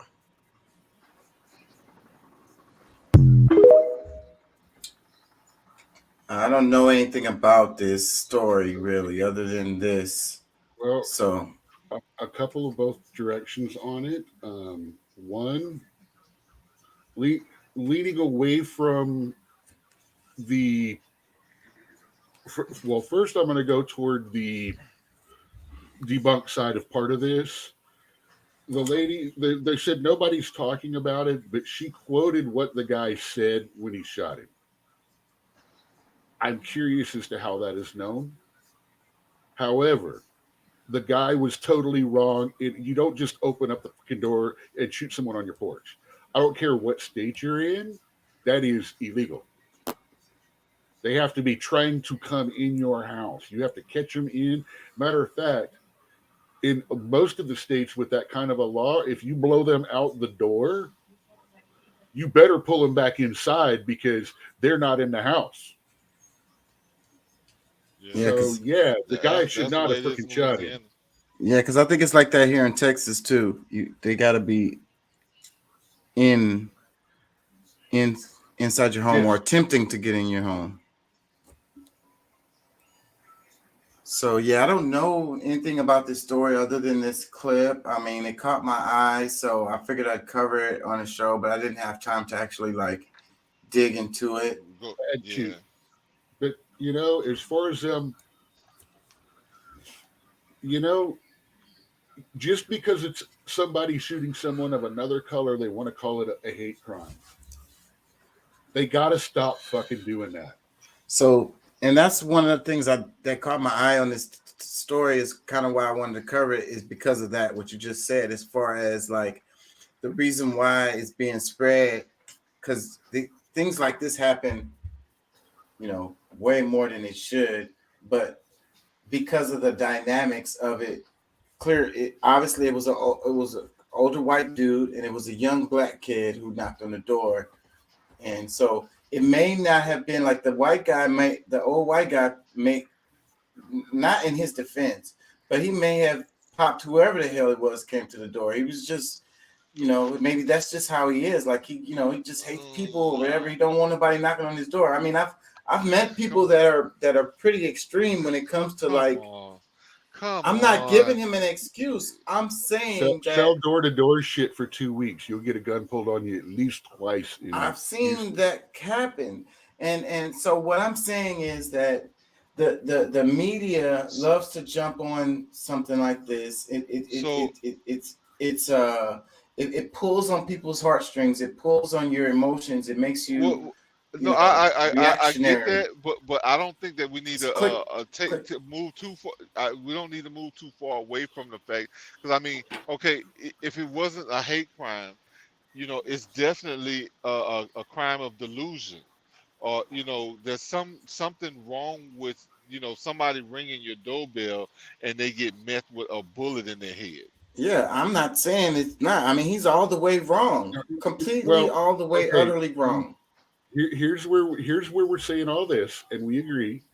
And here's also where we want to start finding out more about what's going on, because again, she said he knows what the guy said when he shot him.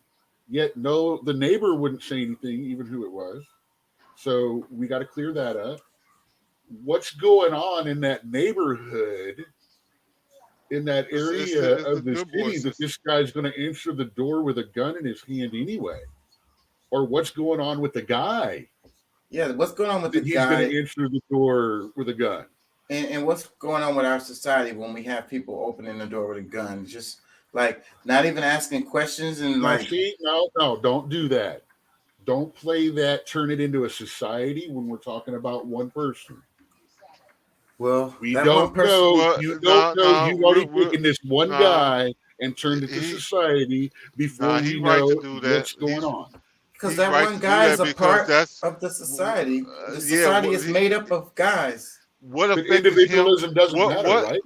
What in the world? No, it does. But the whole thing is what is happening to this man within his world that he lives in and out of, that affected him enough to go to this level. And what were the questions that I was just asking? What's going on? But that's the same thing that Chaka. What's going on in his neighborhood?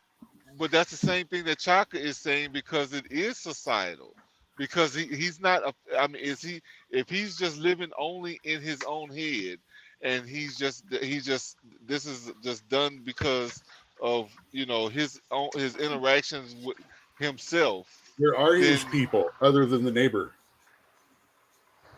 But that's what he's dealing with, other things in life that pushed him to get to where he is. Yeah. And that's it's more, but it's more. It's mental difficulties part of it. It's easier to conceptualize that it's not just, you know, him in his own head. It's and it is him in his own head, but there's other things that has happened to him that allowed him to feel and act the way that he did. Right. So the psychology related to your environment, like, because I was thinking about this too this week. I was thinking about how, I don't know, we talked about something on the show that led me to think about how, like, you know, genetics has an impact on us, right? On how we turn out, you know. But the other thing that has the most impact on how we turn out is environment. And that's in psychology, like that's science. So like a huge part of how we end up being who we are is our environment, the nurture or whatever, because that's what people always want to point to when they're saying like black on black crime or whatever. You know, they're like, well, what happened? He wasn't nurtured, you know, his family didn't, you know, take care of him or whatever. They didn't nurture him. He grew up in a bad environment, and that's what led to him turning into the person. They fed him Kool-Aid ever since he was 2 weeks old. So I don't know, something, you know, it's always something like they don't really want to look into the causes of what's being pushed into this. So I mean, like, I don't care what kind of crime you call it, but we definitely got to call it foul. That's all. That's my main thing is. Yeah, shoot, opening the door and shooting somebody. Bad call. His defense, of course, we know is going to be, well, I thought he's had a weapon in his hand. It's the cell phone, and that may even be why she heard what the guy said, was because he was on the cell phone with her at the time. But they We're also still may be waiting for calling. info. But listen, you're right. We are. But these people that's dealing with it head on, they have probably. I'm sure they have a lot more context by them being in that community and how these people act, and maybe it really is a hate crime. Let's hear this. It says a little more context. Last night, my nephew was on his way to pick up his brothers from their friend's house a few blocks away from his house. He didn't have his phone, so he wasn't using GPS. He was just going based on the direction that my sister gave him. Come on. So this is his aunt or whatever, and she's giving a little more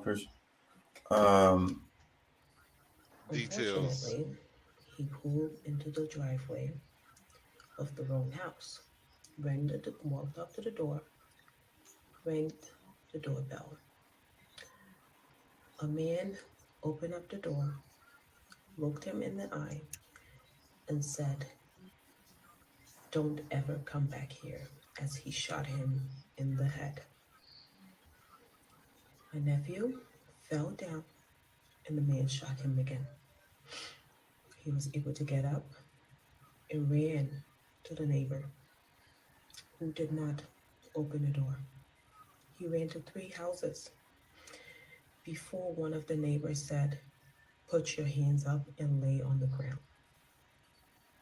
And then he laid on the ground like he passed out before the neighbor called the police for help. My nephew is 16 years old.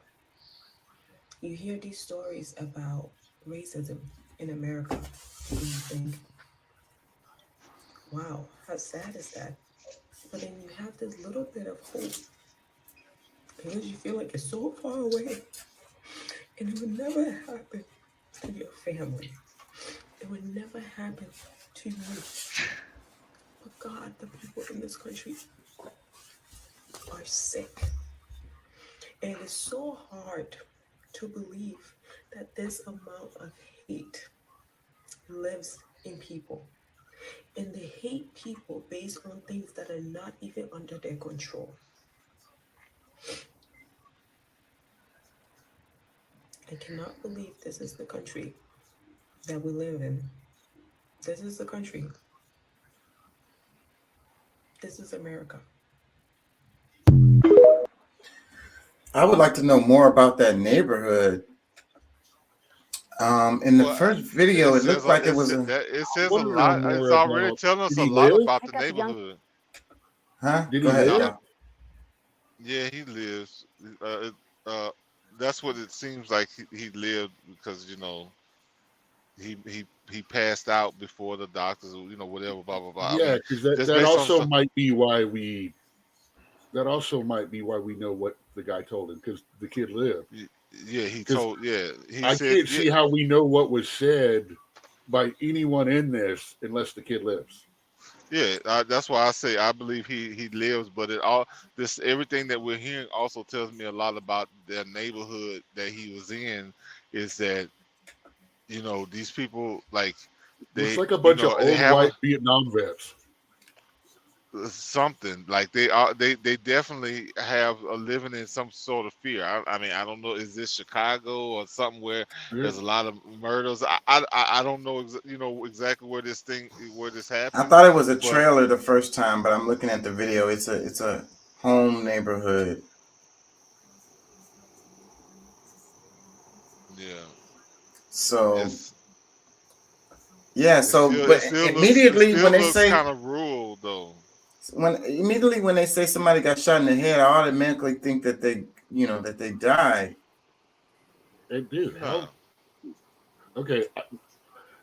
I just want to take the damn guy's gun away because he shot him in the head and shot him again while he was down and didn't kill him. He doesn't need a gun in his head. I see an American flag. I mean, I know that sounds horrible, but that alone is a reason. He don't need one. He can't shoot one right. But yeah, obviously one thing that needs to happen is this guy needs to be banned from guns. My thing is to open your door and just automatically shoot someone. You know, it's just it. I know. I heard what you said, Doc. That we gotta get away from calling this everything racist. But if you look at the grand scheme of things, you open the door, you see a black male at your door, and you automatically shoot without asking any questions. You know, like No. Remember though, he said something. Don't ever come back here. exactly.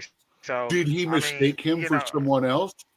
Yeah. He could have mistaken him for someone else, but This is we're what I'm doing a trying show, to- but we're doing a show that's live broadcast, man. So we're doing a show that's live broadcast. You show this story on a live broadcast. What do you think half of black Americans is gonna immediately think? This is a racist motherfucker who shot a 16-year-old kid.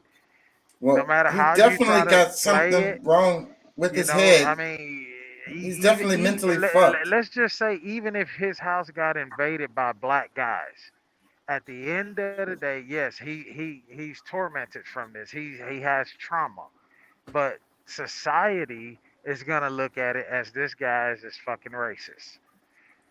You know, and that's Yes. the thing that people have to understand. Now we can break But the, see, that's the, why the I was story trying to down discuss into this. context and however, you know, our opinions of what we take from it. But on a live broadcast the show, you gotta also play the part of what society or what the people are gonna see immediately seeing this story, are gonna say, the conclusion that they're gonna come to. Right. Immediately. So, but I But think see, about that's why I was the trying to line. discuss what we know and what we can find out before we jump beyond that to things that we don't know yet. Because we don't really know that was he Now, clearly yeah, is the not mentally Yeah, he fucked. He's definitely mentally off. Because like the comment saying don't come back here, like that doesn't what did he say? What did he say? He said don't come back here. Is that what he said? Yeah, don't come back here again. And Don't come then- back here again. And then you pop somebody in the head and it's like, well, damn, he's not gonna ever be able to come back here because he should be dead if you popped him in the head and then shot him another time. It's like you was trying to kill him, so he can't come back if he's dead. Like that automatically, my mind kind of like messes with me there. Like I kind of want to know what the gun is too. You notice it's not an AR-15, or they would have said that. We don't. Yeah. So we don't know what it was. Did he shoot him with a 22 and airsoft? I don't think he shot him with a 9mm because that would have taken part of his head. But it's an old white man, an older white man. So no, he doesn't fall into the description of that, or to, you know, this is a whole nother type of crime that they're placing this in. So it's not a part of that narrative, but you know. Yeah.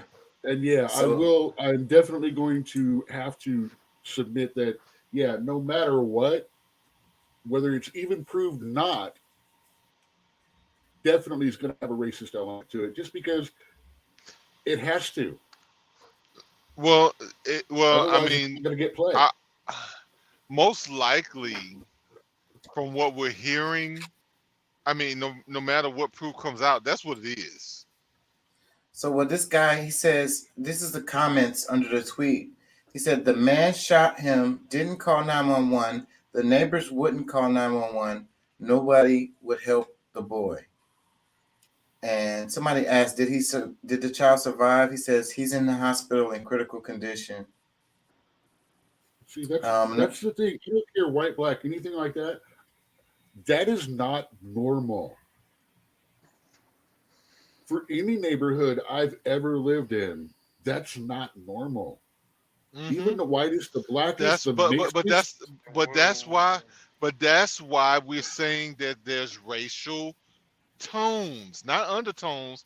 It's like, bro, why you think that they treated him that way? Is it specific? Well, A that's lot of what it I'm has saying. been pointed out for. I don't understand why they treated him that way. See, that's the thing. Like I say, I've never lived in a neighborhood, in best and worst of neighborhoods I've been in. Yeah. If some leading guy shows up at the door, it's not going to matter what color they are. You're going to help them. You're at least. But look, If you're a human, I'm trying to give them the benefit of the doubt too, that there's other possibilities. But the more that we're seeing, the more we have to think about it and how the situation was handled, how the neighbors handled it. It's like they were willing to let this kid die because their neighbor decided to put a cap in them. So it's like, is this a gang gang wars now? yeah, is this normal in this neighborhood? Like, do y'all do this all the time? Like, yeah. Like, is there protocols? There's Let me read this. But there has to. There's more. There's a reason behind why it happened the way it did, and it leans more to that it was racial. That's what it sounded like. I have to agree with you. Let me read this. And this is underneath the thread. It says, this guy made the comment. He said, I think I'd wait 72 hours at least for the full story to come out. I have not seen even one such inflammatory story on either side that ends up being how it is reported.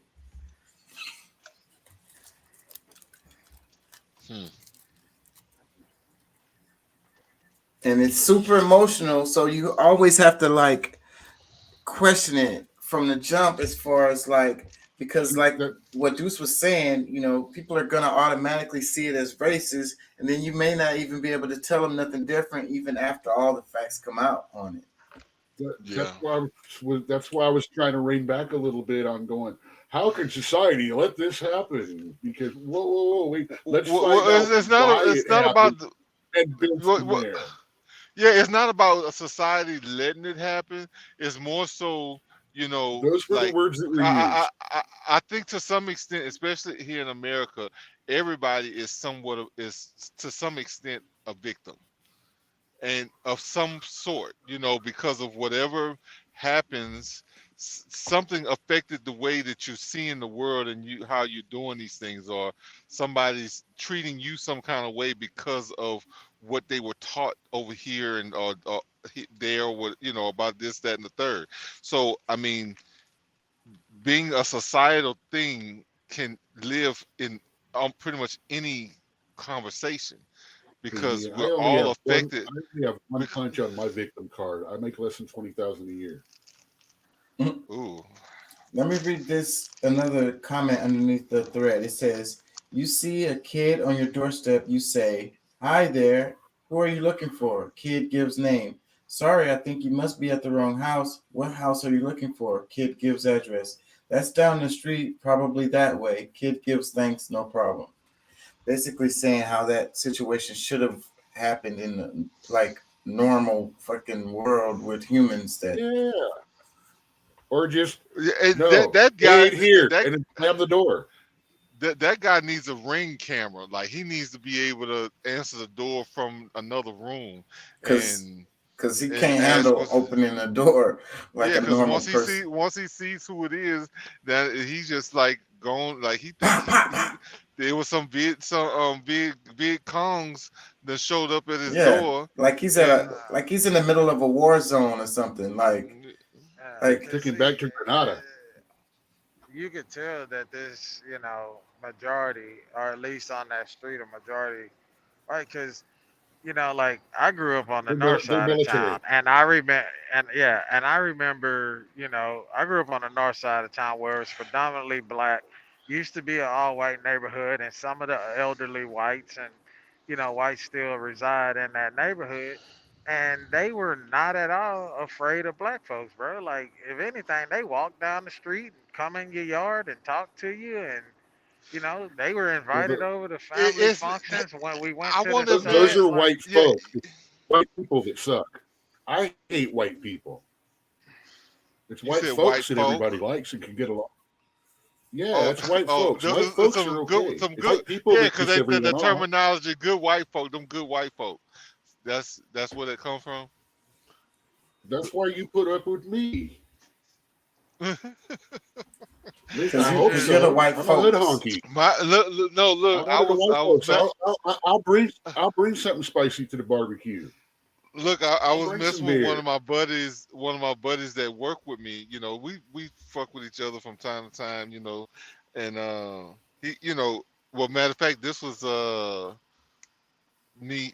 No, this wasn't me getting out of jail. Well, it was something that happened. Uh, he had called. No, yeah, when I was out that week, when my truck had the lighting issues, but we were you know, just kind of clowning. He was like, oh yeah, I know you don't like white people. I said, no, I don't have no problem with white people. I got a problem with crackers. And you know, and he's a Different white words, guy, same so thing. Different words, same thing. well, but I'm just saying, you know, but that's just the kind of terminology that, you know, you say white folks and then white people, and I was like, yeah, no, I don't really have a Just problem with what. imagine how bad Cracker Barrel has been doing since this whole George Floyd pandemic and all that stuff went down. Nah, they doing just fine. The people who go there just go there, bro. They ain't What is it? Cracker Barrel, the Cracker Barrel, the restaurant. You think they because I know I'm not going to Cracker Barrel no more. Yeah, I think No, they're doing just fine. Even Well, no, if they got they- good apple butter spread for them warm ass biscuits. Fuck 'em. well, food, I mean, the but food ain't that good anyway. It's just bland as hell. but you know what? The thing about it It's is that it's seasoned I for don't white know. folks. I don't know Yeah. if it's a full like the franchise, but at least that one store that we know that's how they are. And I wish I knew it because it may not be every place that, you know, every Cracker Barrel that does that. It's food for boomers and the older generation X. It's kind of like Luby's. It's made for people that like It's to like season their food Kelly's. after it's on the plate.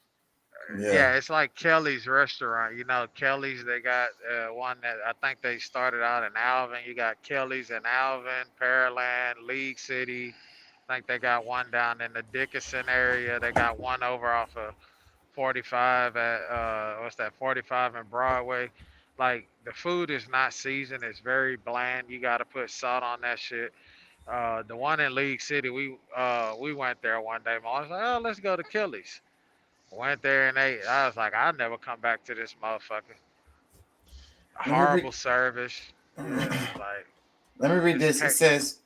It says officers transported the shooter to the police department. The department said he's been released pending further investigation. KCPD said when it finishes investigating the case, it will be forwarded to the prosecutor's office to determine if charges are warranted. So it sounds like he's probably not even going to get in trouble for this. And we were saying that it sounds like a crime off top. How would they have? Why would they have to report that? Man, That is the proper what way to city report and that. That state? is just for fact with no lean to the right, no lean to the left. This is just what's happening now. Yeah, I'm with Deuce. I need to know what's the name of this. Like, what area is this that we talking about? Because that might KCPD is Kansas City. Yeah, that's I think Kansas City. So what did it say? Kansas City, Kansas, or Kansas City, Missouri? I'm working on it. Let's go back to the original one because I think they said it in here. Kansas City, Missouri, error depending after on the where boys you drove at to is the the wrong- hood. City police say someone inside a Northland home. Kansas Police City. say someone inside a Northland home shot a teen in error after the boy drove to the wrong address to pick up younger siblings. Good evening. I'm Shannon Russo. I'm Kevin Barry. That teen was supposed to go to a home on Northwest 115th Terrace. Instead, he went to a home one block over on Northeast 115th Street. Why the hell they got a 115th Terrace and 115th Street right in the same neighborhood? That's confusion right off top. Yeah, that sound like Kansas City, a country as Kansas City, neighborhood. Kansas. You think?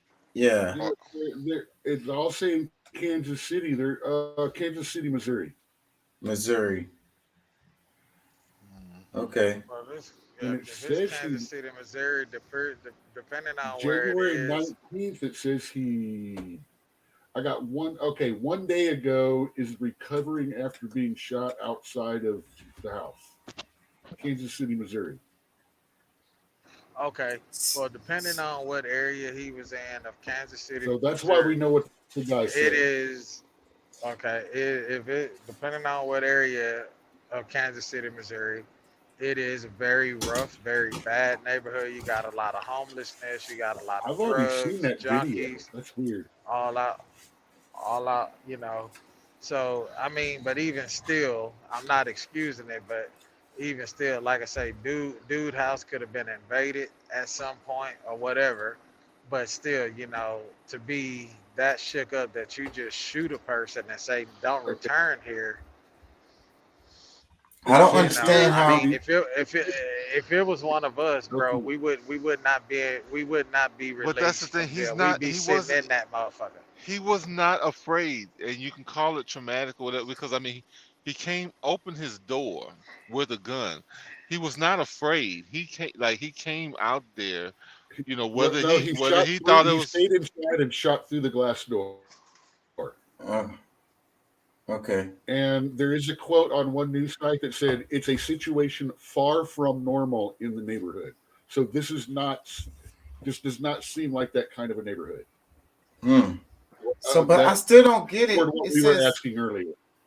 it says the department said he has been released pending further investigation. KCPD said when it finishes investigating the case, it will be forwarded to prosecutor's office to determine if charges are warranted. So what I don't understand is it has to be some kind of case, like just from the details we the investigation we've done right now. it already sounds like he should be some kind of charge. I mean, I wouldn't say attempted murder necessarily, but some kind of charge, bro.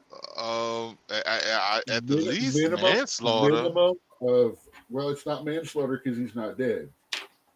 But No, manslaughter. You don't have to be dead. No, you don't have to be manslaughter. Assault with attempted manslaughter. Yeah. But assault with a deadly weapon, definitely. Yeah. I mean, I'm pretty sure some charges are gonna come behind this. They got, you know, just because it's I'm getting surprised. I'm surprised the attention. DA. I'm surprised Our the question DA now.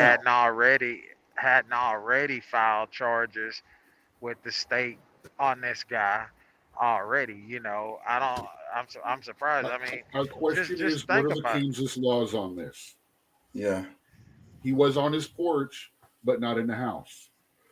Is the porch considered stand your ground area in Kansas? It is not here in Texas, unless it's a screened-in patio, which his was not.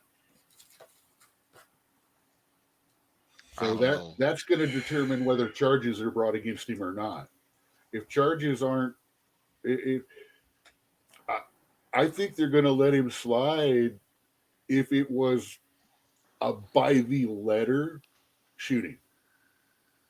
If it technically qualified, no matter how right or wrong it was.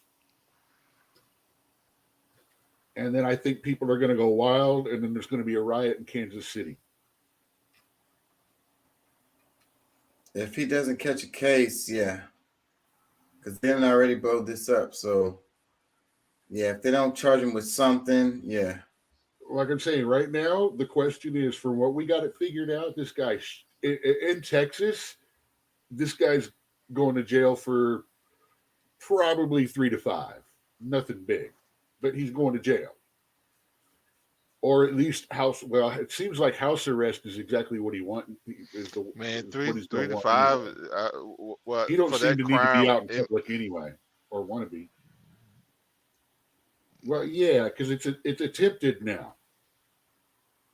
If the guy lives, it's attempted, so he's not going to catch a murder charge, which means that takes it from 15 to 20 down to 3 to 5. Again, I'm using Texas law because I don't know Kansas law. Yeah, it's not that much difference. I'm just saying Probably. it might be a legal shoot if he's on his patio in Kansas. It may not be legal for him to have the gun at all. I don't know.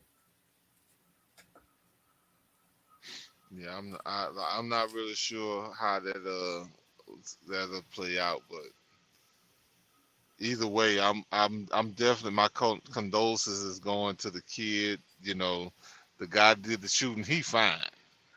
He out of teen in jail. Ain't nobody Even if they threatening find him his not booty hole. guilty, even if they find him not guilty, the shooting was legal. You know what's going to happen? Then people gonna sue.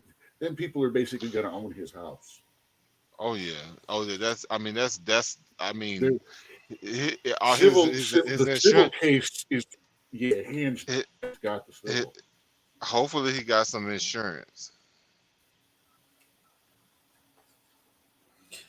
Let's do this one. Former CIA officer Larry Johnson says the leaked Pentagon documents are a controlled leak. This is a coordinated media strategy. This is a disinformation campaign. The documents are real. I'm not saying the documents are fabrications. They are not. But this cover story that's been manufactured to explain how these documents came to be produced, it just falls apart. The information was leaked to prepare the U.S. public for the crash landing that's going to take place with respect to U.S. foreign policy. Let's play a little bit of this. Us now. Larry Johnson joins us now. Larry, in the past 12 hours. Come on. The Washington Post has come out with a story that seems too fantastic to believe, that the leaker of the secured, top secret, no foreign documents prepared by and for the chairman of the Joint Chiefs of Staff and his team is in fact a 21-year-old Air National Guardsman from Fort Bragg or Fort Sill, Oklahoma, and that this was originally shared amongst a group of teenage gamers, of all things. Is this even remotely credible? No, it's a lie. It's fabrication. The Washington Post, this first surfaced with a cat, Bellingcat. Bellingcat is a front for the British intelligence. That's where the story first surfaced. Washington Post then picks it up, and the Guardian then picks it up on the same day. So this is a coordinated media strategy. This is a disinformation campaign. The documents are real. I'm not saying that the documents are fabrications. They are not. But this cover story that's been manufactured to explain how these documents came to be produced, it just falls apart. The most simply falls apart based upon one document in that mix, which is listed as CIA Operations Center report, top secret. I worked in the CIA Operations Center. I helped prepare those reports. That's an internal CIA document. No one on a U.S. military base anywhere in the world will have access to that kind of document for starters. Who or what is spreading the misinformation? Is this CIA feeding garbage to their friends in the American and British media? I put it above the CIA. This is elements connected to the office of the Director of National Intelligence, because that's the one place where you bring together CIA, FBI, NSA, DIA, all the key elements. They are the one place in the U.S. government where you can assemble all this material. And the way this thing was so neatly packaged up, until I saw that CIA document, I was inclined to believe that this was simply the act of a whistleblower wanting to flag the problems about the public discrepancy between what Lloyd Austin, the Secretary of Defense, and Mark Milley, the Chairman of the Joint Chiefs of Staff, the lies they were telling in public, as opposed to the actual reality of what they were being briefed on in top secret briefings every day. How embarrassed is the Biden White House, the Pentagon, and Langley, CIA, over these leaks? Some are embarrassed and horrified by it, but what I think the strategy that's underway is this information was leaked with a variety of purposes to prepare the U.S. public for the crash landing that's going to take place with respect to U.S. foreign policy, the crash landing in Ukraine, the crash landing in China. In fact, we're already seeing elements of just the, if you call it the. Or are you saying this was a controlled leak? Yes. Done by management, not done by some Edward Snowden, Bradley Manning type? Yeah, there's some elements within management who thought this was a good idea. I mean, this shows how both unprofessional and ridiculous it is. I mean, and dangerous. That the information that was leaked about Israel, part of that comes from a FISA. It's got a FISA classification on it, which that doesn't necessarily mean this is Department of Justice FBI territory. So again, there's no way that some National Guardsman who's doing TDY at Fort Bragg would have access to that. And I'm not basing that upon what happened to me 40 years ago. For 23 years, up until about 3 years ago, I worked in these SCIFs, and I still have friends that do, who are retired CIA and retired NSA and retired FBI. I talk to them, and they're still seeing the material. None of them have seen anything like this, particularly that CIA Operations Center document or the FISA document. They have complete access to the high side, the top secret side. They have special access programs, SAP clearances. So that's why I say this thing is too tidy a package. This has been wrapped up nice and neatly. This is like an episode of Law and Order. Comments, y'all. Man, I hadn't had much information on that. I actually was watching the video. I wanted to share with you the guy that actually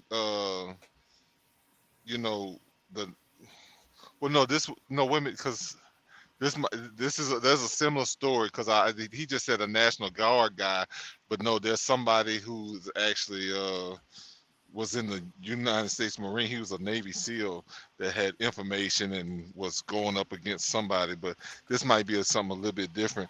I think I heard this one too, but I don't really have all the details. We talked about it. We talked about this yesterday for a while on the show. The same story. It's the 21-year-old guy. Because I played the clip of his arrest. Oh, I don't know if he was here, but we played a video of the arrest of him. Still trying to figure out how an Air National Guardsman of that particular rank is going to have access to secrets of that level. I'm saying, so that's the reason why this is kind of like it's getting more and more bizarre the more you think about it, and how I don't know, man. I don't know. So it's more and more like what this guy is saying, that he couldn't have had access to the stuff. He said he got friends in those departments who don't have access to this stuff.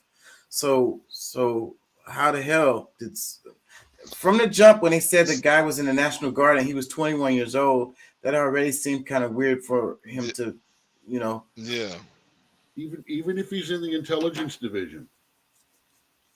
Nah, he wouldn't. No, I don't think he would be, because that's the thing. At his age, his rank, he can only be at such so much of a rank at his age. Yeah. Unless he went through ROTC or a military academy.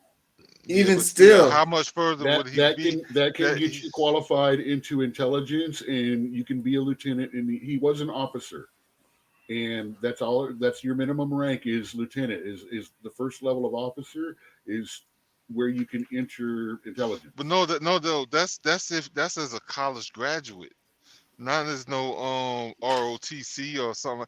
No, you had to be a college graduate to start off with as a lieutenant.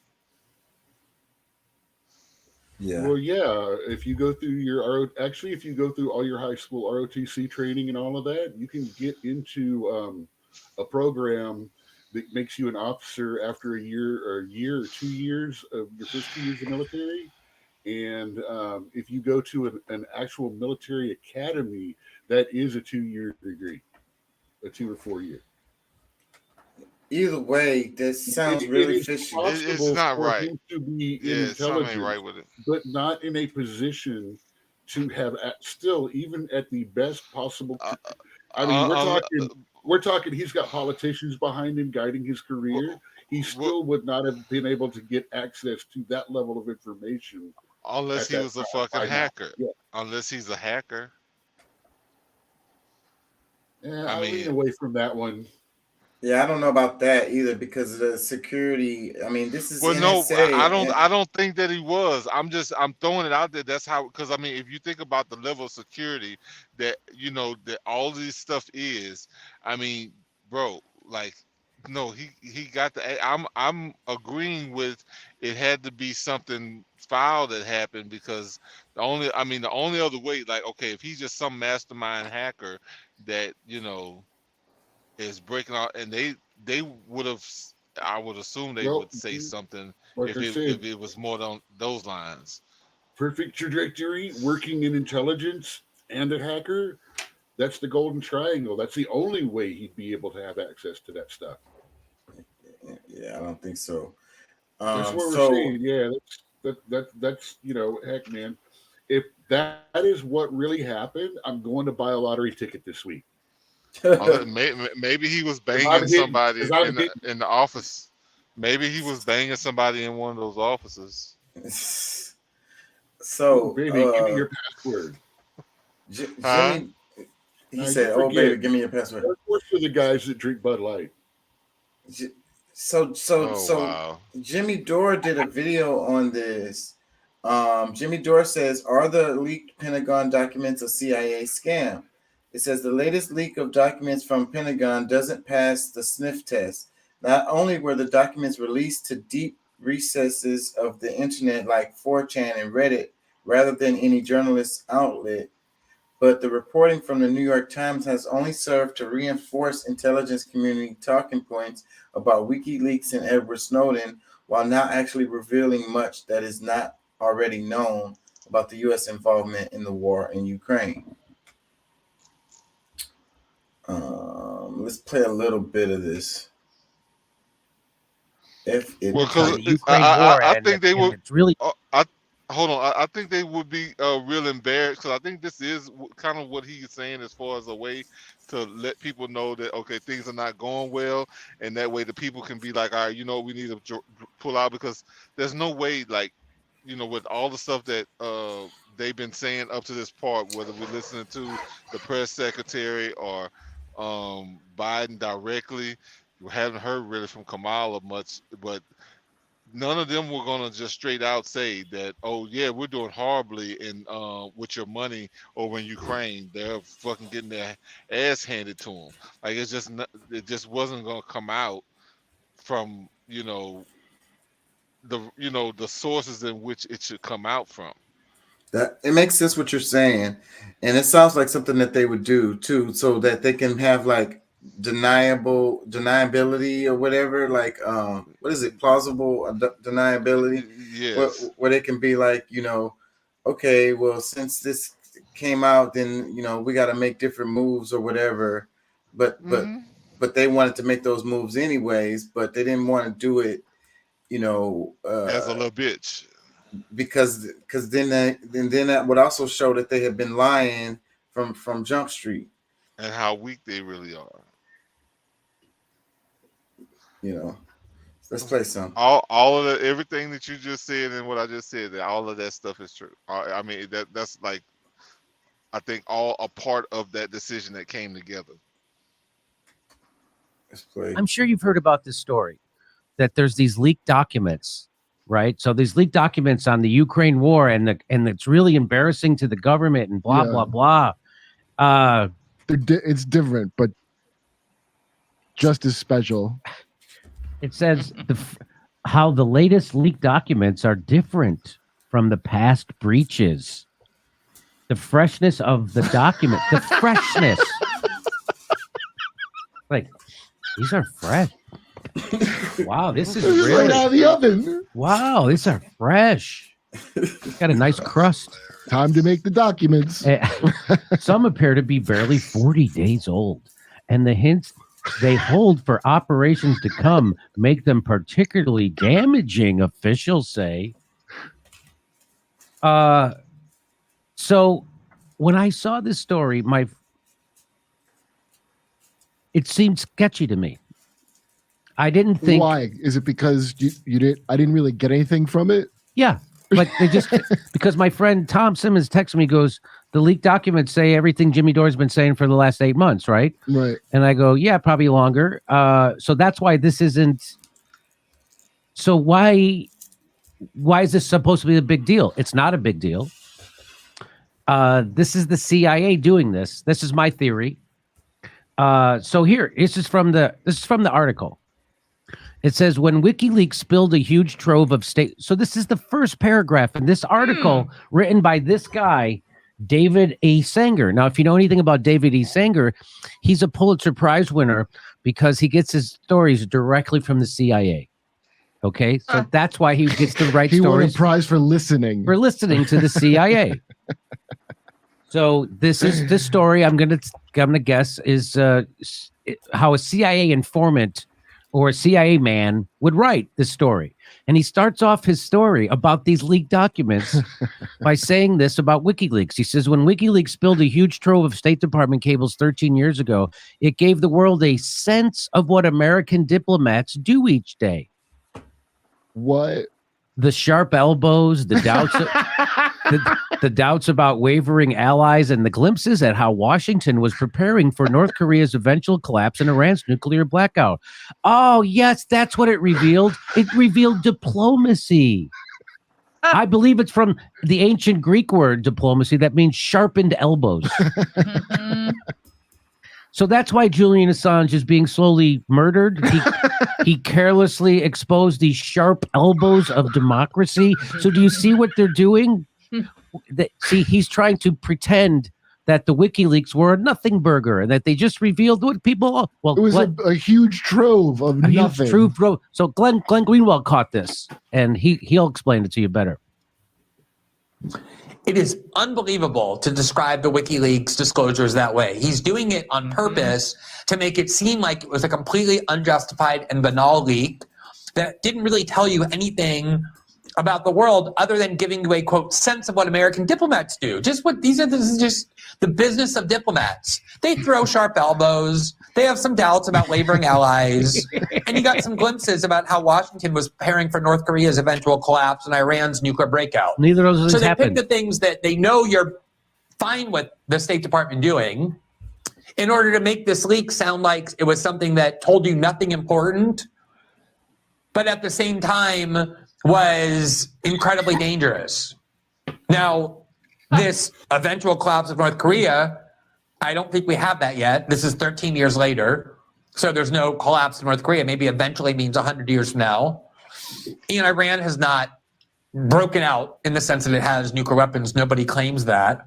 But these are things that you would want the government to be doing. And that's why the New York Times purposely described the WikiLeaks releases in this way, to make you think these WikiLeaks releases told you nothing but endangered the public. In reality, the exact opposite was true. They revealed all kinds of secrets about tens of thousands of people, innocent civilians that the United States government, the military had killed in Afghanistan and Iraq. They had revealed a video showing the U.S. government, the U.S. military gunning down innocent people, including journalists who worked for Reuters when they were on the ground and scrambling to try and leave. They revealed widespread and rampant corruption among all kinds of U.S. allies in Saudi Arabia and Bahrain and Jordan and Egypt, and all kinds of lies about a whole range of issues that the U.S. government told the public. But it's bizarre, although not really, that David Sanger, who's an ally of this intelligence services, would start off his article trying to demean WikiLeaks' releases, knowing Julian Assange is in prison. This is the way that a CIA agent who hates Julian Assange would describe those releases, not the way a journalist would. So already you know that he's surveying here an agenda that is the U.S. security state's agenda. That's what he... All right, y'all. Comments.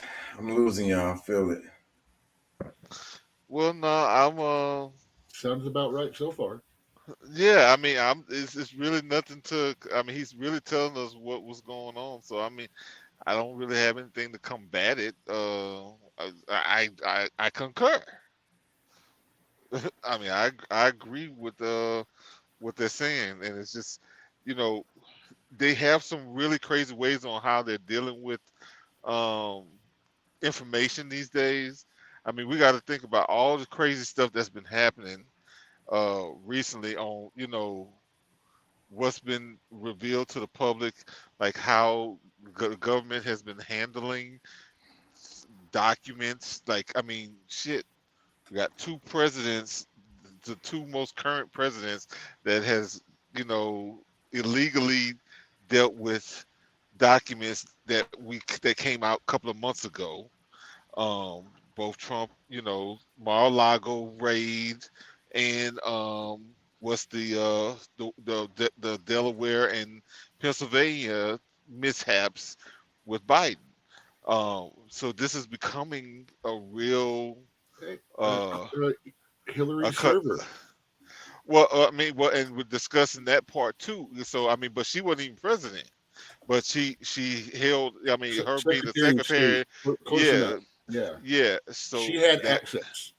Yeah, you know. So it's a telling sign of a fallen government is that all these things that's happening, and now like instead of just, you know, being, you know, standing up and saying, all right, you know what, I screwed up, let's, you know, we're gonna take a different route, this, that, and the other. No, they're just gonna just allow it to fall the way it's, you know, like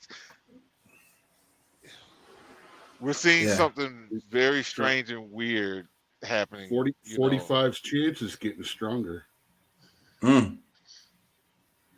And I don't think he should go.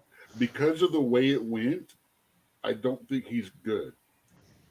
But I won't be entirely upset if he gets elected.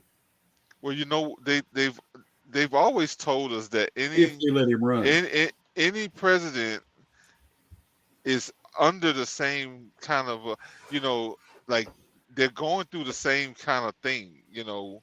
So I mean, maybe there's some might be under a different type of agenda to some extent, but overall they fall in place with the overall the big agenda. You know what I'm saying? I agree with that 100%. It's the aliens sucking the life force out of them. They attach to them and they suck their life dry. Look how quick they age in the 4 to 8 years of their of their thing. You know, something is sucking something. They're making them do what they got to do and stuff like that. I was about to say something horrible. I mean, look at 44, man. He had some good strong hair when he went in. He come out looking like fucking Frozone from Incredibles. Something sucking something, and somebody's getting fucked. That's what's happening. See, you trying to? I'm not doing it. No, I am not doing it. We all know that before Kamala got the appointment for vice president, she had to pass the sniff test too. They all got to get ran up in or suck something. Oh shoot, shit, sucking, tonguing, whatever is on them, you know. You wonder what be going on underneath them discs. Oh man, we going to hell. Monica knew what was going on under those desks. Exactly. Because I'm sure that's not the only desk she's been under. It probably took a few desks for her to go under before she could get to the top desk. Man, I'm tired as hell. Monica was a G. I want to do one more story. So it's the coup. This tweet right here, it says a coup is underway in the Republic of Sudan. Secretary Antony Blinken tweet. He says, I spoke with Sovereign Council Chair General After Burhan today to highlight U.S. support for Sudanese democratic aspirations and to urge the swift formation of a civilian-led transitional government. So there's more to the story. This one right here, it says coup attempt in Sudan action of MiG 29 southeast of the regular army against the coup plotters, rapid action force in the city of Khartoum. By the way, a few months ago, Sudan gave permission to Russia Federation to build a base in the Red Sea. Is this the West's answer? So this person is saying this Sudan gave Russia permission to build a base in the Red Sea, and that was a few months ago, and now there's a coup happening. These are some pictures.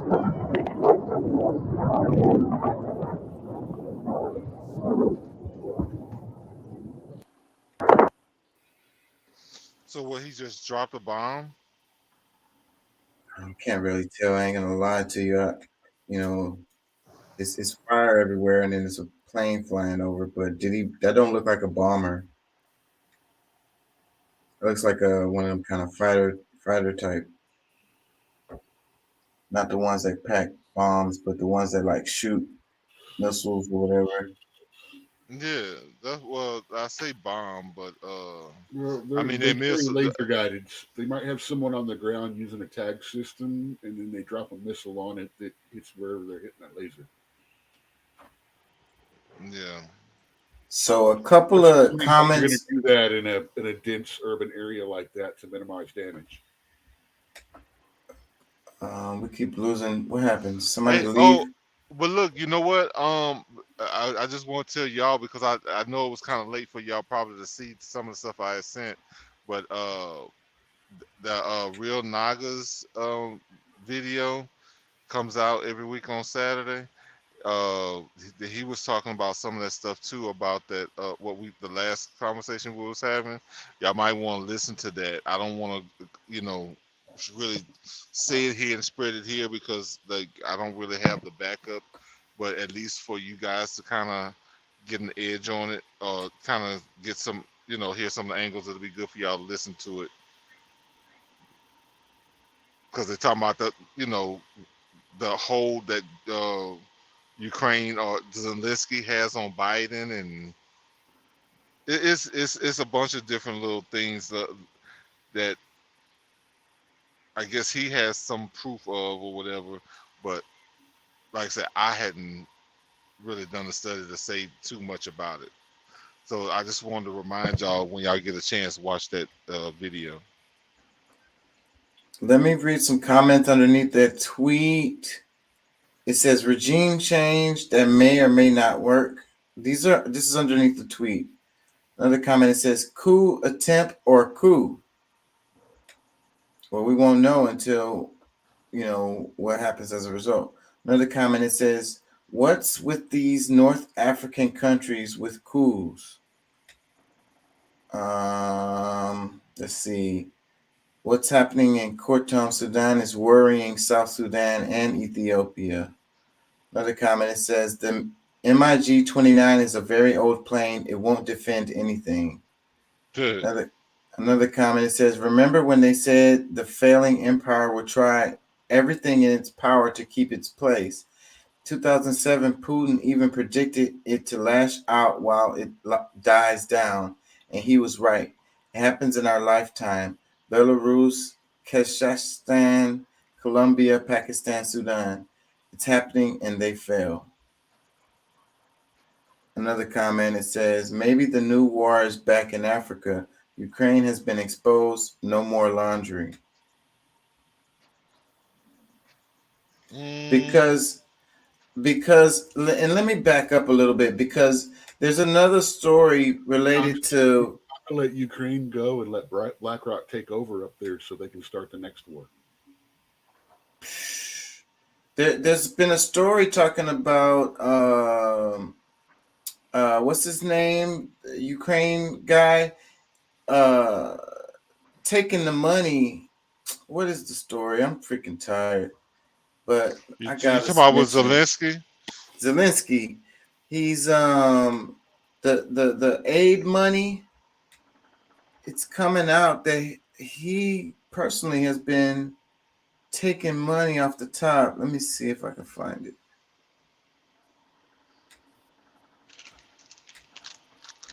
I What? saw What? What? that What? a few articles about that.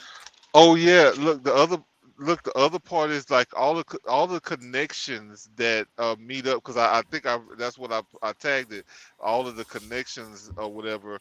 But the business, like some of these you know, the COV19 was you know, they're showing proof where the who owned the companies that was giving grants and, you know, of being able to, they set up in Ukraine and was doing research here.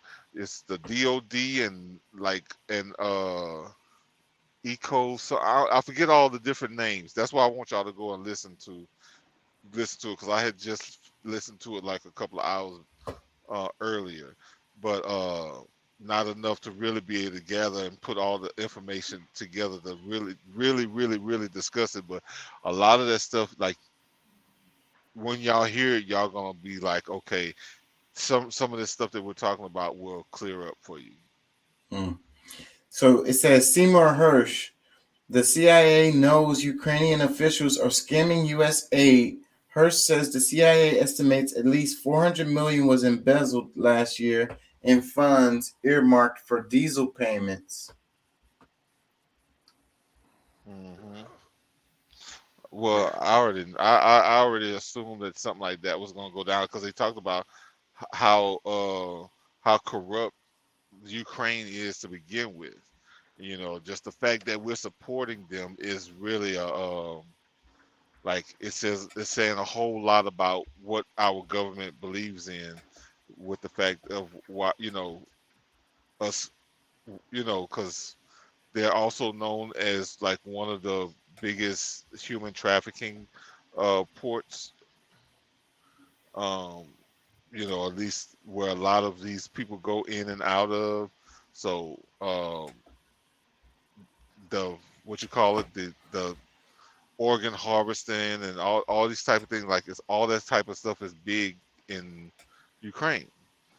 So yeah, I saw a story that said that they were harvesting organs from the Russian troops that they killed or captured or whatever, and they were taking eyes or something like that. I was reading that just yesterday. whatever they I mean, they're not gonna just stop at just one thing. Yeah, but that report was specifically talking about eyes because it said some guy he witnessed it.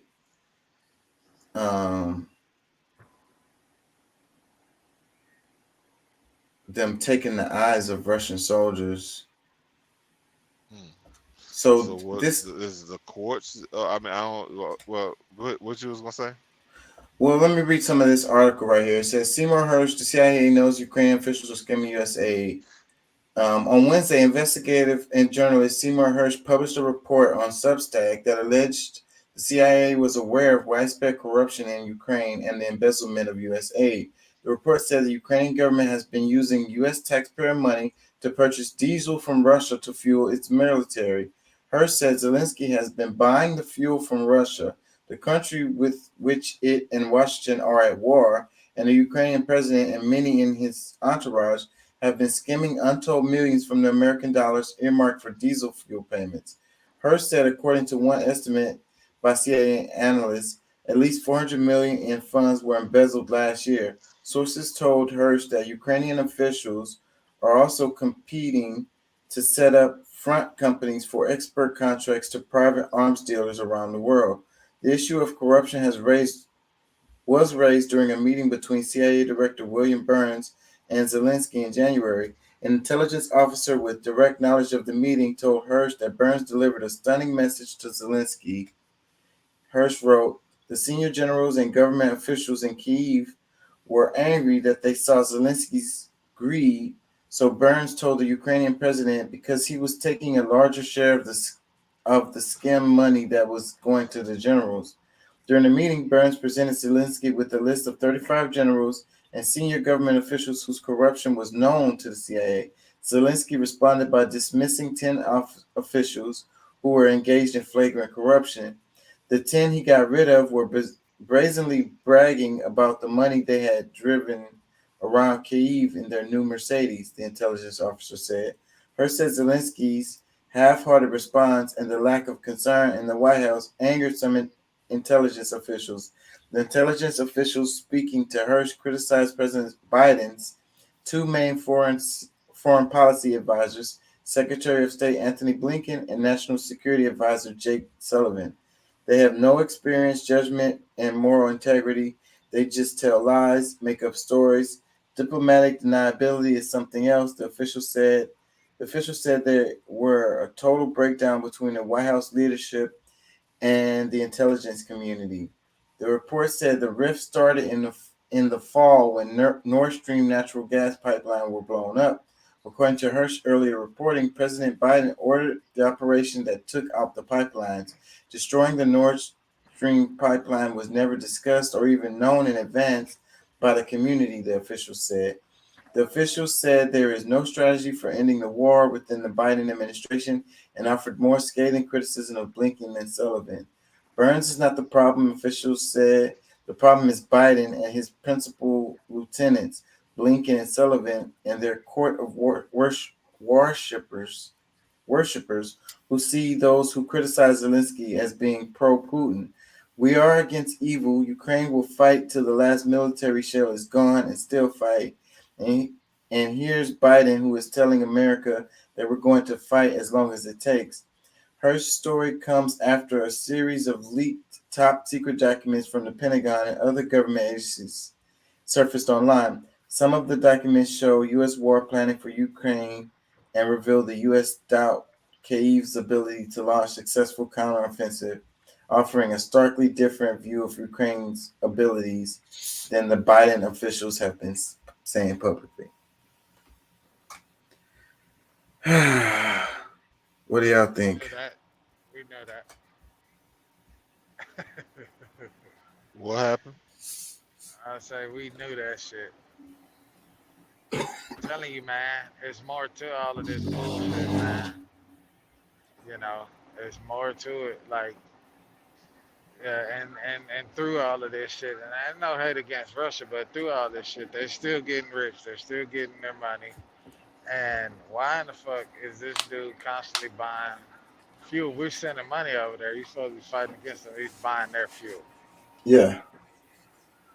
Like, we knew this. We knew the minute that Biden signed that executive order to give them aid, like, we knew what was going to take place. You know what I'm saying? We talked about this when that first came out. Like, we knew that was going to take place. Yeah. What's that, Doc? What'd you say?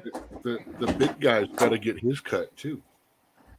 Everybody getting paid, Well, and you we getting remember- screwed. You remember in all that going on, the whole laptop thing.